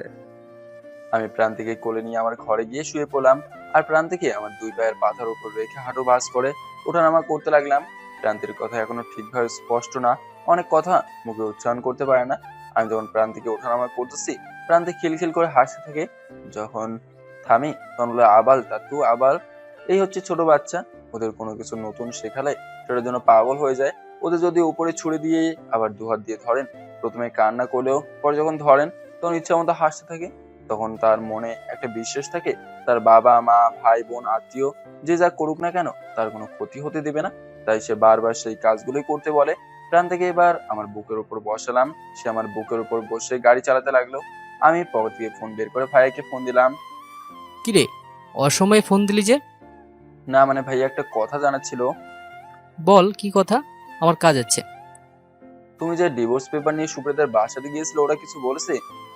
সুপ্রিয়ার বাবা মা একটু মন খারাপ করলেও ওর ভাইয়া খুশি হয়েছে। সুপ্রিয়ার ভাই আমাকে বলেছে আমরা ডিভোর্স পেপার না দিলে তারা নাকি পাঠিয়ে দিত, আর ওরা সুপ্রিয়ার জন্য ছেলেও দেখছে নাকি। এতে নাকি সুপ্রিয়ার অমত নাই। সুপ্রিয়া কি নিজে বলেছে ও অন্য কাউকে বিয়ে করবে? তা তো জানি, আমার বন্ধু মানে সুপ্রিয়ার বড় ভাই, তো সেটা বলছে আমাকে। সত্যি মিথ্যা ওর ভালো জানে। আর সুপ্রিয়ার মতামত ছাড়া তো ওরা এগোতে পারবে না, তাই না? তুই সুপ্রিয়ার চিন্তা বাদ দে। বাবা মা যার সাথে তোর বিয়ে ঠিক করেছে, এখন তাকে নিয়ে ভাব। আমি তোর ভাই হয়ে তোর ক্ষতি করছি রে। তোর সাথে যদি সুপ্রিয়ার বিয়ে না দিতাম, তাহলে আজ তুই নেশা করতি না, রাত করে বাসায় ফিরতি না। আমি নেশা করি তুমি কেমন করে জানলে? তোর ভাবি তোর কাপড় ধুতে গিয়ে তোর প্যান্টের পকেটে সিগারেট আর লাইটার পায়, তারপর আমাকে বলে। আমি পরে খোঁজ নিয়ে জানতে পারি তুই আর আগের শামীম নেই। তো তোর ভাবি আর মা আব্বাকে বলে তোর বিয়ে ঠিক করলাম, যদি আবার ভালো হয়ে যাস। আমি আর কোনো কিছু না বলে ফোন কেটে দিলাম। যে এটাই ভাবি, কে কোনোদিন আগে চোখেও দেখি নাই, সেই ভাবি এখন আমার কত চিন্তা করে। অনেকের ভাবি আছে, তবে সবার ভাবি সবার চিন্তা করে না। সব মেয়েরা ভাবি হলে ভালো হবে তা কিন্তু না। হয়তো প্রথমে নতুন হিসাবে সবার সাথে ভালো ব্যবহার করবে, তারপর তার আসল রূপ দেখাবে। আজকাল তো ভাইদের সম্পর্ক এই ঘরদের বউয়ের জন্যই নষ্ট হয়ে যায়। ভাই হয়ে যায় ভাইয়ের শত্রু। বিকেলে সবার কাছ থেকে বিদায় নিয়ে আমি আমার গাড়ি নিয়ে আমার হবু বউয়ের বাসাতে চলে গেলাম। আমি যাওয়ার পর তারা আমাকে দেখে জামাই আদর করা শুরু করে দিল, কিন্তু যার সাথে বিয়ে হবে তাকেই তো দেখতেছি না। কিছুক্ষণ পর আমার হবু শ্বশুর আমার হবু বউকে আমার কাছে দিয়ে ওরা বাইরে চলে গেল। হয়তোবা তারা বুঝতে পেরেছে আমি তাদের মেয়ের সাথে কথা বলতে চাই। মেয়ে আসার পর থেকে একবারও আমার দিকে চোখ তুলেও তাকালো না, হয়তোবা লজ্জা করতেছে। তাই আমি প্রথমে শুধু বললাম, কেমন আছেন? কোনো কারণে কি আপনার মন খারাপ, নাকি আমাকে আপনার পছন্দ হয়নি? এ মা, এটা কি বলেন? আপনাকে পছন্দ না হওয়ার কি আছে? আর আমি ভালো আছি। আমি আসলে ছেলেদের সাথে কথা বলতে ভয় করি। আপনার সাথে তো আমার বিয়ে হবে, তখনও কি আমাকে ভয় করবেন? তখন সেটা দেখা যাবে। আমাকে আপনি করে না বলে তুমি করে বললে খুশি হব, কারণ আমি আপনার থেকে ছোট। ঠিক আছে, সেটা না হয় দেখা যাবে। তো আপনার নামটা বলুন, আমি তো জানি না, সেটা পাঠক পাঠিকারাও জানে না। তুমি করে বললে আপনাকে আমি আমার নাম বলবো। আচ্ছা, সেদিন তো আমাকে দেখতে আসছিলেন, শুনেন নাই নাম? আসলে কি যে বলবো, তখন অন্য চিন্তায় ছিলাম, তাই খেয়াল করিনি।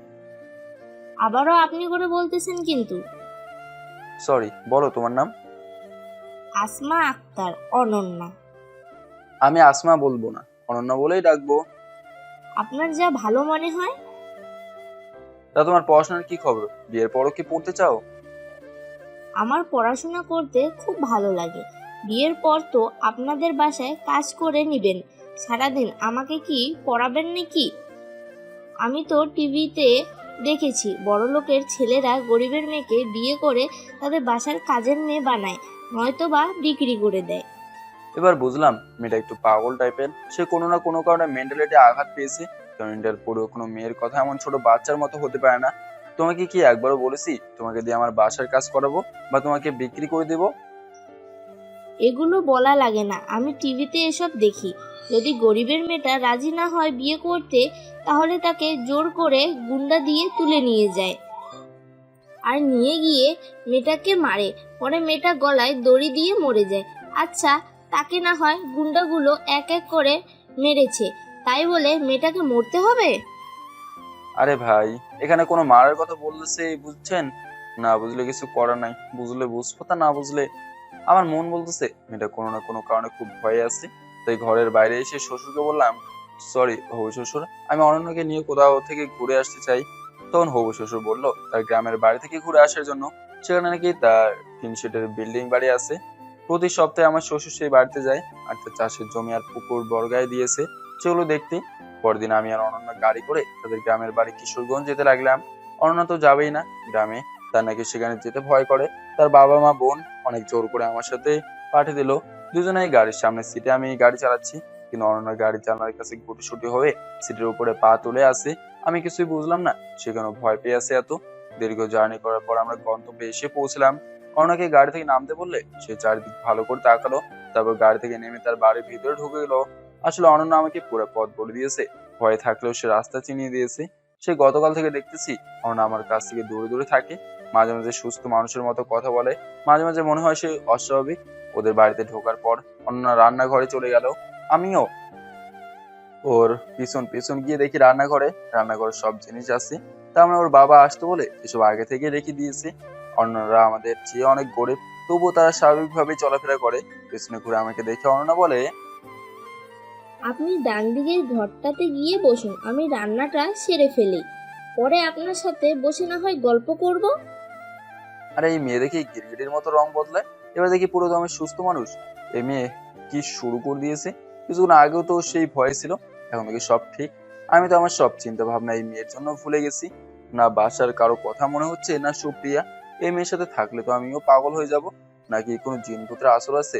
লা ইলাহা ইল্লাল্লাহ, আস্তা সুবহান আকা ইন্নী কুনতু মিনার জালিমিন বলেই বুকে থুথু দিতে থাকলাম। আমি দৌড়ে অন্যার বলা ঘরে ঢুকে দরজা বন্ধ করে থাকলাম। আগে নানিমার কাছে শুনেছি গ্রামে নাকি খুব জিনভূত দেখা যেত, এমনকি আসমান থেকে জমিন পর্যন্ত সাদা ধপধপে কাউকে দেখা যেত। আল্লাহ আমাকে বাঁচাও। মা, আব্বা, আমি এই মেয়েকে বিয়ে করবো না। আল্লাহ গো! রান্নাঘর শেষ হলো, অনন্য আমাকে খেতে ডাকে। আমি যেতে চাই না, সে এবার দরজা ধাক্কাতে থাকে। আমার ভয় আরো বেড়ে যেতে লাগলো। তখন জোরে জোরে বড় দোয়া পড়তে থাকি আর ভূত ভূত করতে থাকি। এখানে আবার কোথা থেকে ভূত আসলো শুনি? আপনি দরজা খুলুন। সেই সাত সকালে নাস্তা করেছেন আর তো কোনো খাননি, এবার দরজা খুলে লক্ষ্মী ছেলের মতো খেয়ে নিন আপনি। যাবো না, তোমার মাঝে ভূতের আচর আছে, আমাকে ধরতে পারলে আস্ত রাখবে না। তোমরা আমাকে কার সাথে বিয়ে দিতে চাও গো? আমাকে তো এই মেয়ে মেরেই ফেললো। দেখেন, এবার কিন্তু বেশি হয়ে যাচ্ছে। আপনি যদি দরজা না খুলেন, এবার কিন্তু দরজা কুড়াল দিয়ে কেটে ঘরে ঢুকে সত্যি সত্যি আপনার ঘাড় মটকাবো। ও ভূত খালা, আমার সাথে এমন করবেন না। আমি তো আপনার কোনো ক্ষতি করে নাই, আর আমার কোনো ক্ষুধা লাগে নাই। আপনি খেয়ে নিন। আপনি আমার বাড়ির মেহমান, আপনাকে ছাড়া আমি কেমন করে খাই? আপনাকে সাথে নিয়ে খাবো, আর কিছুদিন পর তো আপনার ঘরের বউ হব। তখন আবার কথার খোঁটা দিবেন আমাকে? আমার বাড়িতে, আমার এলাকায় বেড়াতে এসেছেন, আপনাকে না খাইয়ে রেখেছি? ও ভূত খালা, আমার কোনো ক্ষুধা লাগে নাই, আপনি খেয়ে নিন না, আমি পরে খাবো। আর আপনাকে কোনো কথার খোঁটা দেবো না। আমার কি মাথা খারাপ? ওদের বাড়িতে এসেছি তাকে খোঁটা দেবো? ওই বেটা, কে তোর খালা? কে ভূত? তুই ভূত, তোর বাপ ভূত, তোর মা ভূত, তোর 14 গোষ্ঠী ভূত। দরজা খোল, না হলে তোর খবর খারাপ আছে। আমার খুব ক্ষুধা লেগেছে। আল্লাহ গো, আমাকে বাঁচাও। এই মেয়ের গায়ে আবার ভূত ভর করেছে, তার নাকি খুব ক্ষুধা লেগেছে, আমাকে মনে হয় খেয়ে ফেলবে। আল্লাহ গো, বাঁচাও গো। ও মা, গেল কোথায় তোমরা? তোমাদের ছেলেকে মেরে ফেললো, আমি মনে হয় আর বাঁচবো না। ওই বেটা, সেই তখন থেকে কি ভূত ভূত করছিস? তোকে আদর করে ভালোবেসে ডাকাটা ভুল হয়েছে। দাঁড়া, তোর কি করি শুধু দেখ। এ কেমন মেয়ে রে বাবা, তবু স্বামীকে তুই তুকারি করে বলতেছে। আমি শিওর এই মেয়েকে ভূত আবারও ফর করেছে। আবার সন্ধ্যা হয়ে এলো, নানিমার কথা শুনেছি রাতে নাকি জিন ভূতের উপদ্রব বেশি হয়। এবার আমার কি হবে? আমাকে আর বাঁচিয়ে রাখবে না ভূত খালা, টুকু হবু ভূত বউ। অনন্যা বউ, মাফ করে দাও, আর আমি তোমার সাথে থাকবো না, আমি পালাবো। কিছুক্ষণ সবকিছু নীরব।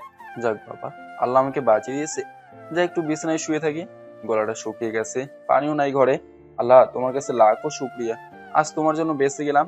বিছানায় শুয়ে চোখ বন্ধ করলাম, চোখে ঘুমটা এসে গেছে প্রায়। হঠাৎ করে কিছু একটা শব্দ হতে থাকলো। প্রথমে পাত্তা দিলাম না, কিন্তু শব্দটা আরো জোরে জোরে হতে লাগলো। কেউ বুঝে গাছ কাটতেছে আমার মনে হলো, তাই তাড়াতাড়ি সজাগ হলাম। রাতে আবার কে গাছ কাটে? নাকি এই বাড়িতে বাস করা ভূতগুলো এমন করতেছে? এবার খেয়াল করে দেখলাম কেউ একজন দরজার বাইরে থেকে কিছু দিয়ে দরজা কাটতেছে। ওরে বাবা, অনা তো বললো সে কুড়াল দিয়ে দরজা কেটে ঢুকবে। আল্লাহ গো, বাঁচাও, আমি এই মেয়েকে বিয়ে করবো না, সুপ্রিয়ার স্মৃতি নিয়ে বেঁচে থাকবো। মা, এ দেখি দরজা অন্য কেটে কেটে ফেলেছে। কাঠের এত সুন্দর ডিজাইন করা দরজা, যার কাটতে দয়া হলো না, সে কি আমাকে আস্ত রাখবে? ও মা, আমাকে কোন বিপদে ফেলে দিলে গো! দেখতে দেখতে চোখের পলনে অনন্য দরজা কেটে ফেললো। দরজা কেটে আমার কাছে আসতেছে। আমি চোখ অনন্যার দিকে করে দেখি ওর চোখ গিয়া বড় বড় হয়ে গেছে আর লাল বর্ণ ধারণ করেছে। চুলগুলো এলোমেলো, পুরো ঘেমে একাকার হয়ে গেছে। আমার কাছে এসেই তার বা হাত, নখওয়ালা হাত দিয়ে আমার গলা খামচে ধরলো। আমি ভূত, আমি তোর খালা। এবার দেখ এই ভূত তোর কি করে। আমার কথা তুই শুনিসনি, আজ তোর খবর আছে। তোকে আজ মেরে ফেলবো, শালা খবিস। আল্লাহ, এদিকে সত্যি সত্যি অনন্যাকে ভূতে ধরেছে। আজ আমার শেষ দিন, আমি কোনো ভুল করে থাকলে আমাকে ক্ষমা করে দেবেন আপনারা। আব্বা মা, আমাকে ক্ষমা করে দিও, আজ আমি শেষ। গলা দিয়ে রক্ত ঝরতে থাকলো। আসলে অনন্যার নখ গলার আঁচড়ে আটকে গেছে। করুণ ভাবে বললাম, আমাকে মাফ করে দিন ভূত আম্মা, আমি আর আপনাকে খালা বলবো না, আপনার সব কথা শুনবো। শামীমের বাচ্চা, তুই আজ শেষ। আমি তোর হবু বউ হব, আর আমাকে আম্মা ডাকিস? আমি তো অনন্যাকে বিয়ে করব। পুতাম্মা, আপনাকে কে বিয়ে করবে? তোর বিয়ের শখ আজ মিটিয়ে দিব। শালা বান্দরের বান্দর, গ্রামের ধলা ইঁদুর, সারা রক্তের টিকটিকি। এবার আমি পুরোপুরি বুঝলাম আর আমার রক্ষা নাই। আমার পুরো শরীর ভয়ে কাঁপতে থাকলো, আর শরীর দিয়ে ঘাম ঝরতেছে। মাথার উপরে ফ্যান চলার পরও আমার নিঃশ্বাস নিতে কষ্ট হচ্ছে। এবার আমি জ্ঞান হারিয়ে ফেললাম। যখন আমার জ্ঞান ফিরল তখন নিজেকে বিছানা আবিষ্কার করলাম। চোখ মেলে দেখে দিন হয়ে গেছে। গলায় হাত দিয়ে দেখলাম আটালো কিছু দেওয়া, মানে কেউ গলায় মলম লাগিয়েছে, আর গলার ব্যথাও নাই। যখন বিছানা থেকে নেমে দরজার কাছে যাব তখন আবারও গত রাতের কথা মনে পড়ে গেল, আর আমি ভয় পেয়ে গেলাম। আমি একটি দরজার কাছে গিয়ে মাথা বের করে চারিদিকে দেখতেছি কোথাও অনন্যা আছে কিনা। আমাকে পালাতে হবে। যেই না মাথা বের করে বাইরে দেখবো অমনি অনন্যা ঘরে প্রবেশ করলো। আমি তাকে দেখে ভয় পেয়ে গেলাম আর আমার শরীর কাঁপতে থাকলো। দেখেন, আমি জিন ভূত কেউ না। আমাকে যদি এসব কেউ বলে, আমার কখন ভীষণ রাগ উঠে যায়, নিজেকে কন্ট্রোল করতে পারি না। আমি নিজেও জানি না আমার মাঝে মাঝে কি হয়ে যায়। তবে ছেলেদের দেখলে আমার ভীষণ ভয় করে। তখন আমার হিতাহিত জ্ঞান থাকে না। তবে আপনাকে দেখে আমার মনে হচ্ছে আপনি অনেক ভালো একজন মানুষ। যান, গিয়ে ফ্রেশ হয়ে আসুন। টেবিলে খাবার সাজিয়ে দিয়েছি, খেয়ে আমরা একটু আমাদের গ্রামটা ঘুরে দেখব। আজ প্রায় 3 বছরের পর আমি গ্রামে আসলাম। ঠিক আছে, তুমি যাও, আমি আসতেছি। অনন্যা চলে গেল। তবে একটু একটু তার প্রতি বিশ্বাস জন্মালো। অনন্যা ততটাও খারাপ না তা বুঝতে পারলাম, কিন্তু আমাকে বিছানায় কে তুললো? না, এসব পরে না হয় তার কাছ থেকে শুনে নেব। আমি গিয়ে ফ্রেশ হয়ে নাস্তা করতে গেলাম। নাস্তা শেষ করে একটু বিশ্রাম নিয়ে দুজন ওদের গ্রাম দেখতে বের হলাম। অনন্যাদের গ্রামটা অনেক সুন্দর। অনন্যা ওদের পুকুর, চাষের জমি, লিচু বাগান আমাকে দেখিয়ে দিতেছে। অনন্যা নাকি আগে ওদের পুকুরে সবসময় নেমে সাঁতার কাটতো, পুকুরে নাকি মাছও ধরতো, ক্ষেতের ফসলও না কাটতো। সেসব আমাকে বলতেছে। আমাকে কে বিছানায় শুয়ে দিয়েছে? কেন আমি? আমি অবাক হয়ে অনন্যার দিকে তাকালাম। সে কি বলছে? মেয়ে হয়ে আমার কেমন করে বিছানায় তুললো? মাথা নষ্ট হবে আমার। অত ভাবতে হবে না। যেহেতু ক্ষেত থেকে ধান মাথায় করে বাড়ি নিয়ে আসতাম, সেহেতু আপনাকে কোলে করে তুলতে বিছানায় রেখেছি। আমি মেয়ে হয়ে কি আপনার মতো ছেলেকে ভাসাতে পারবো না? সব সময় কি ছেলেরা সব পারে, মেয়েরা কি কিছুই পারে না? আমি তা বলিনি, তবে নিজেকে বিশ্বাস করতে কষ্ট হচ্ছে। প্রথমে তোমাকে দেখে তো মনে করছি তুমি লাজুক স্বভাবের, কিন্তু তুমি দেখি একটা চঞ্চল মেয়ে। আর দেখতেছি তো তুমি একেবারে অন্য সব মেয়েদের থেকে অন্যরকম। জানি না কেন এমন হয়ে গেলাম। আমরা হাঁটতেছি আর কথা বলতেছি। অনন্যা তার গ্রাম সম্পর্কে আমাকে বলতে লাগলো। হঠাৎ একটা ছেলে এসে অনন্যাকে বলতেছে, কেমন আছো অরণ্যা? আর তুমি আবারও কেন গ্রামে এসেছ? আমি আছি কোনো রকম। আসতে চাইনি গ্রামে, বাবা জোর করে পাঠিয়ে দিল এনার সাথে। তুমি কেমন আছো ইমন? তোমার বউ কেমন আছে? আছি কোনো রকম বেছে, তোমাকে ছাড়া। ইনিকে? ও, তোমাকে তো বলা হয়নি। ইনি হচ্ছে আমার হবু বর। তোমার বিষয়ে কি সব জানে ইনি, অনন্যা? না, আর এসব কথা বাদ দাও। ইনি আমাদের মেহমান। ফ্রি থাকলে আমাদের সাথে চলো, গ্রামটা ঘুরে দেখি। তোমার সাথে অনেক দিন থেকে কথা হয় না, একটু কথা বলা যাবে। তুমি বলেছ, আর আমি শুনবো না, চলো। আর ভাই, আমি ইমন। আমি শামীম, অনন্যার হবু স্বামী। তারপর তিনজন মিলে ওদের গ্রামটা ঘুরতে লাগলাম। ওদের গ্রামের মানুষগুলো অনেক ভালো। আমি গ্রাম দেখতে ব্যস্ত, কিন্তু ইমন আর অনন্যা তাদের ব্যক্তিগত কথা নিয়ে ব্যস্ত। কেমন আছে, কি করতেছে, বউ কেমন আছে, বাচ্চা হয়েছে কিনা, কেন অনন্যা গ্রামে আসলো ইত্যাদি অনেক কথা বলতেছে তারা। হয়তো তারা খুব কাছের বন্ধু, না হলে তারা রিলেটিভ হবে, তাই হয়তো। আর অনেকদিন পর দেখা, তাই এত কথা বলতেছে। আমরা গ্রামের একটা দোকানে গেলাম, সেখান থেকে চিপস আর ঠান্ডা নিলাম। সেখান থেকে একটু সামনে যেতেই 3-4টা ছেলে আমাদের পথ আটকালো, আর অনন্যা ভয়ে আমার পিছনে লুকানো। তখন সেই ছেলেগুলো বলতে লাগলো, এই দেখ, পাখিটা আবারও এসছে, আজ অনেক মজা হবে। এর মতো মজা অন্য কেউ দিতে পারে না। অনেকদিন পর আবারও মজা করব। এই ধর অনন্যাকে, আজ গরম ঘরটা ফাঁকা আছে, আব্বু শহরে গেছে, 2 দিন পর আসবে। মুসলিম, হেলাল, সুমন, তোরা সরে যা সামনে থেকে। এমনিতে আমার আর অনন্যার অনেক ক্ষতি করেছিস। ইমনের এমন কথায় তাদের মুখ বন্ধ হয়ে গেল। আর অনন্যা তখনও ভয়ে আমাকে পেছন থেকে জড়িয়ে ধরে আছে আর ভয়ে কাঁপতেছে। বেশি বাড়াবাড়ি করলে তোর বোনকে দিবস দিব, মনে রাখিস। সুজন, তুই তোর বোনের জন্য ভয় পেতে পারিস, কিন্তু আমরা না। আমরা তো আজকে অনন্যাকে নিয়ে যাব। অনন্যাকে ধরে দেখ, তোর বাপের ঘরের মাল, তাই না? আজ দেখ তোদের কি করি। সেদিন তো পুলিশের জন্য, তোর বাপের জন্য বেঁচে গেছিস, আজ বাঁচতে পারবি না। এক কথায় দুই কথায় ওদের সাথে হাতাহাতি শুরু করে দিল ইমন। আমি শুধু নীরব দর্শকের মতো দেখতে থাকলাম। যখন ওরা ইমনকে মারতেছিল, কোথা থেকে যেন আরো 7 জন ছেলে এসে ওই ছেলেগুলোকে মারতে থাকলো। আমি এখনো কিছু বুঝছি না কি হচ্ছে এখানে। এক পর্যায়ে মার খেয়ে ছেলেগুলো মাটিতে লুটিয়ে পড়লো। তখন ছেলেগুলোর বাবা মা কেমন করে জানি সংবাদ পেয়ে ছুটে আসলো। তখন ছেলেগুলোর বাবা মা ইমন আর তার সাথে ছেলেগুলোর কাছে ক্ষমা চাইলো, কিন্তু ইমন ক্ষমা করে দিলেও সেই ছেলেগুলো তা করলো না। তারা থানায় ফোন দিয়ে পুলিশ নিয়ে এসে ওদেরকে ধরে দিল। আর এলাকাবাসী কেমন করে যেন অনন্যার দিকে তাকাতে লাগলো।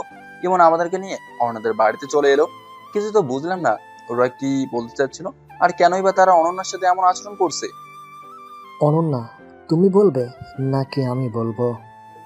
বলাই কি লাগবে? যে তোমার সারা জীবনের সাথী হতে যাচ্ছে, তার সব বলা উচিত। আমি আর ইমন দুজন দুজনকে ভালোবাসতাম। আমি খুব চঞ্চল ছিলাম, সারাদিন এপাড়া ওপাড়া ঘুরে বেড়াতাম। আমার যেহেতু কোনো ভাই ছিল না আর সবার বড় ছিলাম, তাই বাবা কৃষিকাজে সাহায্য করতাম। আমি পড়ালেখায় অনেক ভালো ছিলাম। 5ম শ্রেণীতে বৃত্তি, 8ম শ্রেণীতে বৃত্তি, এসএসসিতে গোল্ড A+ পেয়েছিলাম। আমার আর অনন্যার প্রেম এতটাই পবিত্র ছিল যা বলে বোঝাতে পারবো না। আমি প্রতিদিন ওদের বাড়িতে গিয়ে খেয়ে আসতাম। অনন্য আমাদের বাড়িতে যেত, বাড়ির বউয়ের মতো সব কাজ করে দিত। অনন্যা আর আমার বোন একসাথে পড়াশোনা করত। আমাদের দুজনের মাঝে হাজারো ঝগড়া হলে কারো প্রতি কারো ভালোবাসা কম ছিল না। আমাদের প্রেম দেখি তো পুরা এলাকার ছেলে মেয়ে হিংসা করত। আমার দুজন হাজারো স্বপ্ন দেখতাম আমাদের সুন্দর সুখের এক সংসার হবে। আমি প্রতিদিন যে রাস্তা দিয়ে স্কুলে যেতাম তার পাশে সুজনের বাড়ি ছিল। প্রতিদিন সুজন আমাকে আমাকে ভালোবাসার কথা বলতো, আমি তাকে না করে দিতাম। একদিন তো রাস্তায় সবার সামনে আমার হাত ধরে টানাটানি করা শুরু করে দেয়। সেদিন আমি তাকে সবার সামনে থাপ্পড় মারি। সুজন হলো আমার বড় পুপির ছেলে। ওর একটা বোন আছে যাকে আমি বিয়ে করেছি। সুজন আমার ফুপির ছেলে হওয়াতে তাকে আমি কোনো কিছু বলতে পারতাম না। সে রাজনীতি করত, তার সাথে অনেক বড় বড় নেতার মিল ছিল। ফুফা আর ফুফি অনেক ভালো ছিল। তার মেয়ে পড়াশোনা করতে গিয়ে অনেক বকে যায়। কত ছেলের সাথে যে সে প্রেম করেছে, তার সাথে প্রেম করা 2টা ছেলে সে আত্মহত্যা করতে বাধ্য করেছে। অনেকের কাছ থেকে শুনেছি সে বড় লোকের ছেলেদের সাথে নাকি হোটেলেও যেত। সুজনকে থাপ্পড় মারার কিছুদিন পর আমি স্কুল থেকে বাড়ি ফিরতেছিলাম, তখন সে ও তার বন্ধু মিলে আমাকে তুলে নিয়ে যায় হেলালের বাবা গুদাম ঘরে। ওরা যখন আমাকে তুলে নিয়ে যায় তখন রাস্তায় একটা মানুষও ছিল না। ওরা আমাকে তুলে নিয়ে গিয়ে পুরো 3 দিন 3 রাত পালাক্রমে ধর্ষণ করে। আমি তাদের হাতে পায়ে ধরে অনেক ক্ষমা চেয়েছি, কিন্তু তারা আমাকে ক্ষমা করেনি। আমি যখন চিৎকার করি তখন তারা আমার গায়ে ওড়না দিয়ে মুখ বেঁধে দেয়।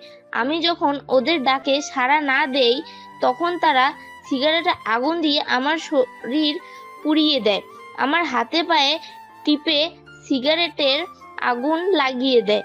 আমাকে ধর্ষণ করার সময় যতটা না কষ্ট পেয়েছি তার থেকেও বেশি কষ্ট পেয়েছি সিগারেটের আগুনের। চিৎকার করে কাঁদতে পারতাম না, মুখ বাঁধা ছিল। হাত জোর করে অনুরোধ করতাম, তারা শুনতো না। টানা 3 দিন না খেয়ে রাখে আমাকে। যখন জ্ঞান হারাতাম তখন পুরো শরীর পানি নিয়ে জ্ঞান ফিরাতো আমার তখন অনেক ব্লিডিং হয়।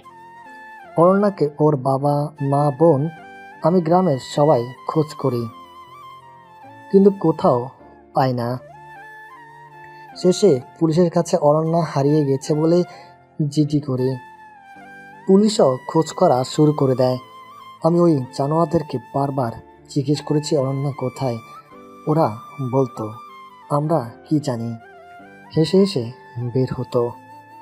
অন্যার বাবা মা অরণ্যার জন্য প্রায় পাগল হয়ে যায়। আর এলাকার বাসী যখন জানতো অরণ্যার সাথে আমার সম্পর্ক ছিল, তাই তারা মনে করেছিল কেউ তুলে নিয়ে গিয়ে মেরে ফেলেছে। শেষে যেদিন ওরা আমাকে ধর্ষণ করে তখন তারা আমার ভিডিও বানায়, বলে আমি যদি ওদের কথা কাউকে বলি তাহলে ভিডিও নেটে ছেড়ে দিবে, আর আমার মতো আমার ছোট বোনকেও তুলে এনে ধর্ষণ করবে। তখন সুজন বলে, সবার সামনে যদি ঠাপ্পুর না মারতি তাহলে ভালো থাকতি। তোর জন্য আমার বোনের সাথে ইমনের বিয়ে দিতে পারতেছি না। এবার দেখবো ইমন তোকে কেমন করে বিয়ে করে। আমাদের পিছনে অনেক বড় নেতা আছে, কিছুই করতে পারবি না। তারা আমাকে এমন কোনো কষ্ট নাই যে দেয় নাই। তারা আমাকে ধর্ষণ করার সময়ও নানা রকম কষ্ট দিত। আমি ওদের পায়েও পড়েছি। যখন মুখের বাঁধন খুলে দিত তখন তাদের বলতাম আমি যদি তোমাদের বোন হতাম তাহলে এমন করতে। একথা বলাতে তারা আমাকে ইচ্ছে মতো থাপ্পড় মারতে থাকে আর বলে, তুই তো এখন পতিতা আর আমাদের বোন লাজ রক্ষী। তাদের বোন ভালো আর অন্যের বোন খারাপ। তারপর ওরা গভীর রাতে আমাকে তুলে নিয়ে গিয়ে আমাদের পুকুরে ফেলে দেয়। তখন আমি একটা ইটের সাথে বাড়ি খাই আর মাথাটাও ফেটে যায়। 3 দিন পর ওদের পুকুর পাড়ে অরণ্যাকে পাই আমরা। অরণ্যার শরীরের পোশাক একেবারে অনেক জায়গায় ছিঁড়া ছিল। যে অরণ্যাকে এমন অবস্থা দেখেছে সে আফসোস করেছে। অরণ্যার মা তার শাড়ি নিয়ে এসে অরণ্যাকে ডেকে দিয়ে সদর হাসপাতালে নিয়ে যায়। আল্লাহর রহমত ছিল বলে অরণ্যা বেঁচে যায়, কিন্তু যখনই কোনো ছেলেকে দেখতো তখনই সে জড়ো হয়ে যেত। এমনকি আমাকেও দেখল। পুলিশ বারবার বলেছিল তার এমন কে করেছে, তাদেরকে সে চিনে কিনা। অরণ্যা শুধু না করে আর ভয়ে থাকে। আর অরণ্যার আচরণ ছোট বাচ্চাদের মতো হয়ে যায়। এই শিশুদের মতো আচরণ করে তো এই বাচ্চাদের মতো আচরণ করে। ছেলে দেখলে জ্ঞান হারিয়ে ফেলতো। তাদের এমন পাশবিক নির্যাতনের ফলে আমি মা হওয়ার ক্ষমতা হারিয়ে ফেলি। নিজেকে ঘরবন্দি করে রেখেছিলাম পুরো 1 বছর। নিজেকে শেষ করতে চেয়েছিলাম অনেকবার। গলায় অনেকবার ওড়নার দড়ি শাড়ি পেঁচিয়েছিলাম, কিন্তু আমি মরে গেলে আমার বাবা আর বোনদের কে দেখবে, বাবার কাজে কে সাহায্য করবে। তাই মরতে গিয়েও মরি নেই। আমি জানি আত্মহত্যা মহাপাপ, তারপরও করতে গিয়েছিলাম। এর মাঝে শুনি ওদের পুলিশ ধরেছে আর ইমন বিয়ে করে ফেলেছে। অবশ্য ইমন প্রতিদিন আমার সাথে দেখা করতে আসতো, কিন্তু আমি ভয়ে দরজা খুলতাম না আর জোরে জোরে চিৎকার করতাম আর যেদিকে তাকিয়ে থাকতাম। আমার পড়াশোনার অনেক ক্ষতি হয়, তাই বাবা আমাদের সবার ভালোর জন্য ঢাকা নিয়ে যায়। সেখানেও আমি ভয়ে থাকতাম। তারপর ধীরে ধীরে সুস্থ হই আর তারপর বাবা আমাকে ঢাকা মহিলা কলেজে ভর্তি করে দেয়। আর যেহেতু অভাবের সংসার, 3 বোনের পড়াশোনার খরচ, সংসার চালানো আর আমার বিয়ে হওয়ার কঠিন ছিল, কোনো ভালো ছেলে আমাকে বিয়ে করবে না, তাই বাবা আপনার সাথে বিয়ে দিতে রাজি হয়, যেহেতু আপনি আগে থেকে বিবাহিত ছিলেন। আর আমার রাগ একটু বেশি, তাই তো কেউ আমাকে উল্টাপাল্টা কথা বলতে সাহস করতে পারেনি। আর তাই কালকে আপনার সাথে অমন ব্যবহার করেছি, আর ওই ঘটনার পর থেকে আমি এমন হয়ে গেছি। অরণ্যাকে দর্শনের 8 মাস পর সুজন ওদের বন্ধুরা কথা বলতেছিল, শুনতে পাই তারা দর্শন করেছিল অরণ্যাকে। সেখানে সে সময় অরণ্যের বাবাও উপস্থিত ছিল। ওর বাবা সাথে সাথে থানায় ফোন দেয়। আমি যখন বাইরে থেকে রামদা নিয়ে আসি ওদেরকে মারার জন্য, তখন ওদেরকে পুলিশে ধরে নিয়ে যায়। 3 দিন পর ওরা বড় নেতা আর বাবার টাকার জোরে বের হয়ে আসে। বের হওয়ার পর সুজন আমাকে বলে অনন্যাকে দর্শন করার ভিডিও তার কাছে আছে। সে নাকি ওই সুজনের খারাপ বোনকে বিয়ে না করি তাহলে অনন্যার দর্শন করা ভিডিওটাকে সে নেটে ছেড়ে দিবে। এই কথা অনন্যার বাবাকেও বলে। যখন অনন্যার বাবাকে বলে তখন অনন্যার বাবা আমার কাছে অনুরোধ করে সুজনের বোন সিনথিয়াকে বিয়ে করার জন্য। আজও তার বোনকে স্ত্রীর মর্যাদা দিইনি। সুজনের বোনের আগের অহংকার আর নাই। সে এখন অনেক ভালো হয়ে গেছে, তার আগের করা ভুল বুঝতে পেরেছে। আমার বাবার ভাগ্নি হলো সিনথিয়ার সাথে ঠিকমতো কথা বলে না, তার খারাপের জন্য। এত কিছু হয়ে গেছে তোমার সাথে। এই দুনিয়াতে সুজনের মতো খারাপ ছেলেও যেমন আছে, তেমন এই সিনথিয়ার মতো খারাপ মেয়েও আছে। আর সিনথিয়ার মতো খারাপ মেয়ের জন্য ছেলেরা মেয়েদেরকে খারাপ বলে। আজ সুজন, হেলাল, মুসলিমের মতো খারাপ ছেলেদের জন্য মেয়েরা সব ছেলেকে খারাপ বলে। আমি কি বলবো বুঝতে পারতেছি না। তোমার সাথে যা হয়েছে তা আজ আমার বোনের সাথে হতে পারতো। আপনাকে একটা কথা সে প্রথম দিন থেকে বলতে চাই, কিন্তু বাবা মা বোনের মুখে দিকে তাকিয়ে কিছু বলতে পারিনি। কি কথা বলো? আমি আপনাকে বিয়ে করতে পারবো না। আমার মতো খারাপ মেয়ে কোনো দিক দিয়ে আপনার বউ হওয়ার যোগ্যতা রাখে না। আর সবচেয়ে বড় কথা, আমি আপনাকে বাবা ডাক শোনাতে পারবো না। আপনি বরং আপনার আগের স্ত্রীর কাছে ফিরে যান। দরকার হলে তাকে বুঝিয়ে সুঝিয়ে ফিরে নিয়ে আসুন। মেয়েরা একটু বেশি অভিমানী হয়। আপনার উচিত ছিল তার কাছে বারবার যাওয়া, তাকে বোঝানো। আমি আপনার আর আপনার বউয়ের সব কথাই শুনেছি, আপনার বোন আর ভাবির কাছ থেকে। কে বলেছে তুমি খারাপ? আরে তুমি তো আর নিজের ইচ্ছেতে তাদের কাছে নিজেকে বিলিয়ে দাও নাই। তোমার সাথে যারা এমন করেছে তাদেরও বিচার একদিন আল্লাহ করবে, তারও একদিন বাবা হবে, তাদেরও ঘরে বোন আছে। শুধু ধৈর্য ধরে থাকো। আর আমাকে বোঝানোর জন্য ধন্যবাদ।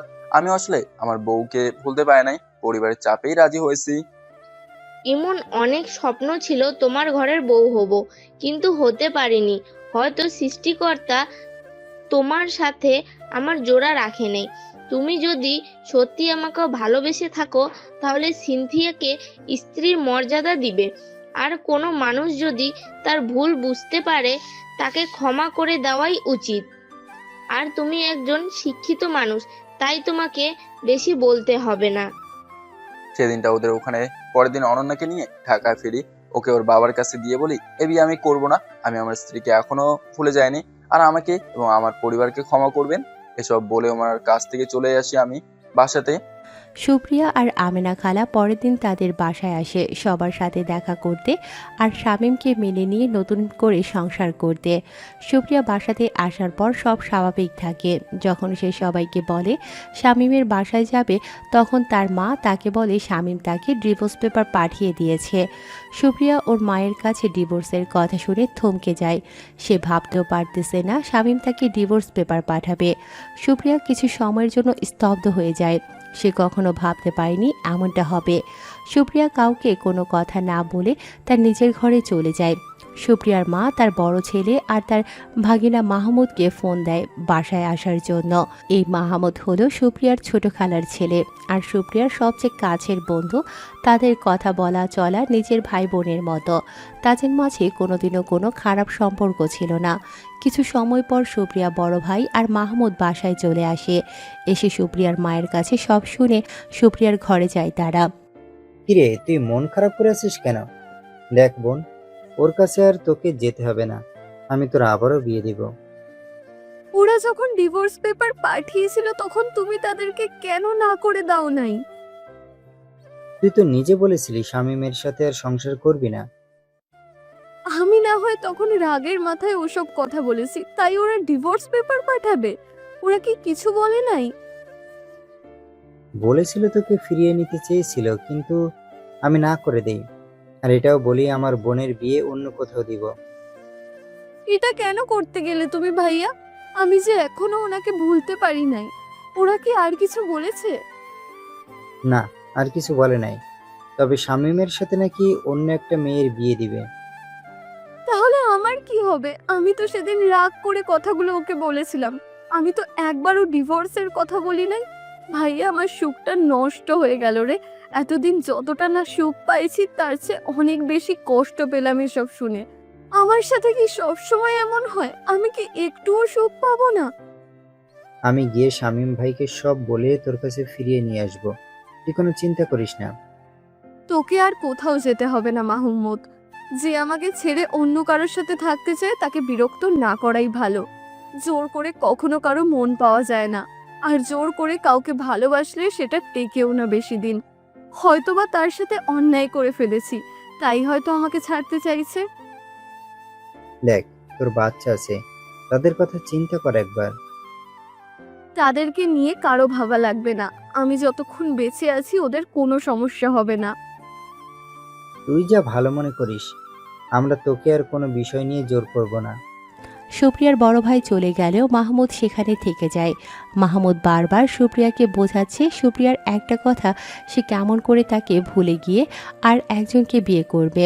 সুপ্রিয়ার ভাবনা শামীম যদি তাকে সত্যি ভালোবাসতো তাহলে ঠিকই তাকে ছেড়ে অন্য কাউকে বিয়ে করতে চাইতো না। শামীম বাসায় আসার পর সবাইকে বলে দেয় সে অন্য কাউকে বিয়ে করবে না। সে সুপ্রিয়া ছাড়া কাউকে তার মনে জায়গা দিতে পারবে না। তার সুপ্রিয়াকে লাগবে, তার সন্তানকে লাগবে। তার পরিবারের কেউ আর শামীমকে কোনো জোর করে না। তারাও চায় সুপ্রিয়া এ বাড়িতে আবারও সম্মানে ফিরে আসুক। তারাও সুপ্রিয়াকে ভুলতে পারে নাই। তারা তাদের নাতি ভাতিজাকেও চায়। সবার সংসারে কম বেশি ঝামেলা থাকে, তাই ডিভোর্স দিয়ে অন্য কাউকে বিয়ে করা সমাধান নয়। তাহলে যা গিয়ে সুপ্রিয়াকে নিয়ে আয়। আসতে না চাইলে জোর করে তুলে আনবি। আমি আমার ছেলের বউকে না, আমার মেয়েকে এ বাড়িতে আবারও দেখতে চাই। ছোট ভাবি আর আমার বাবা দুইটাকে নিয়ে আয় না ভাইয়া, কতদিন দেখি না ওদেরকে। এখনই যা, শুনেছি সুপ্রিয়া নাকি ওদের বাড়িতে এসেছে। যদি ওর পরিবারের কেউ বাধা দেয় আমাকে ফোন দিবি, দরকার হলে গিয়ে তুলে নিয়ে আসবি। আমি আর কাউকে কোনো না বলে সুপ্রিয়াদের বাসার দিকে রওনা দিলাম। মনে মনে আলোকে খুব ডাকতেছি সুপ্রিয়া যেন ফিরে আসে আমার সাথে আবার। কিন্তু ও যে কসম দিছে যদি আমাকে দেখার পর কোনো অঘটন ঘটিয়ে ফেলে, না না, ওই সব কিছুই করবে না।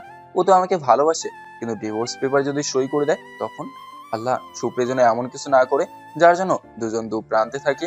সুপ্রিয়াদের বাসার সামনে ঠিকই চলে এসেছি, কিন্তু ভেতরে যাওয়ার সাহস পাচ্ছি না। তবু ভয়ে ভয়ে ভেতরে ঢুকলাম। আমাকে দেখে সুপ্রিয়ার মা অনেক খুশি হলো। তার মানে সব স্বাভাবিক আছে। আমাকে তিনি বললো সুপ্রিয়া ওর ঘরেই আছে।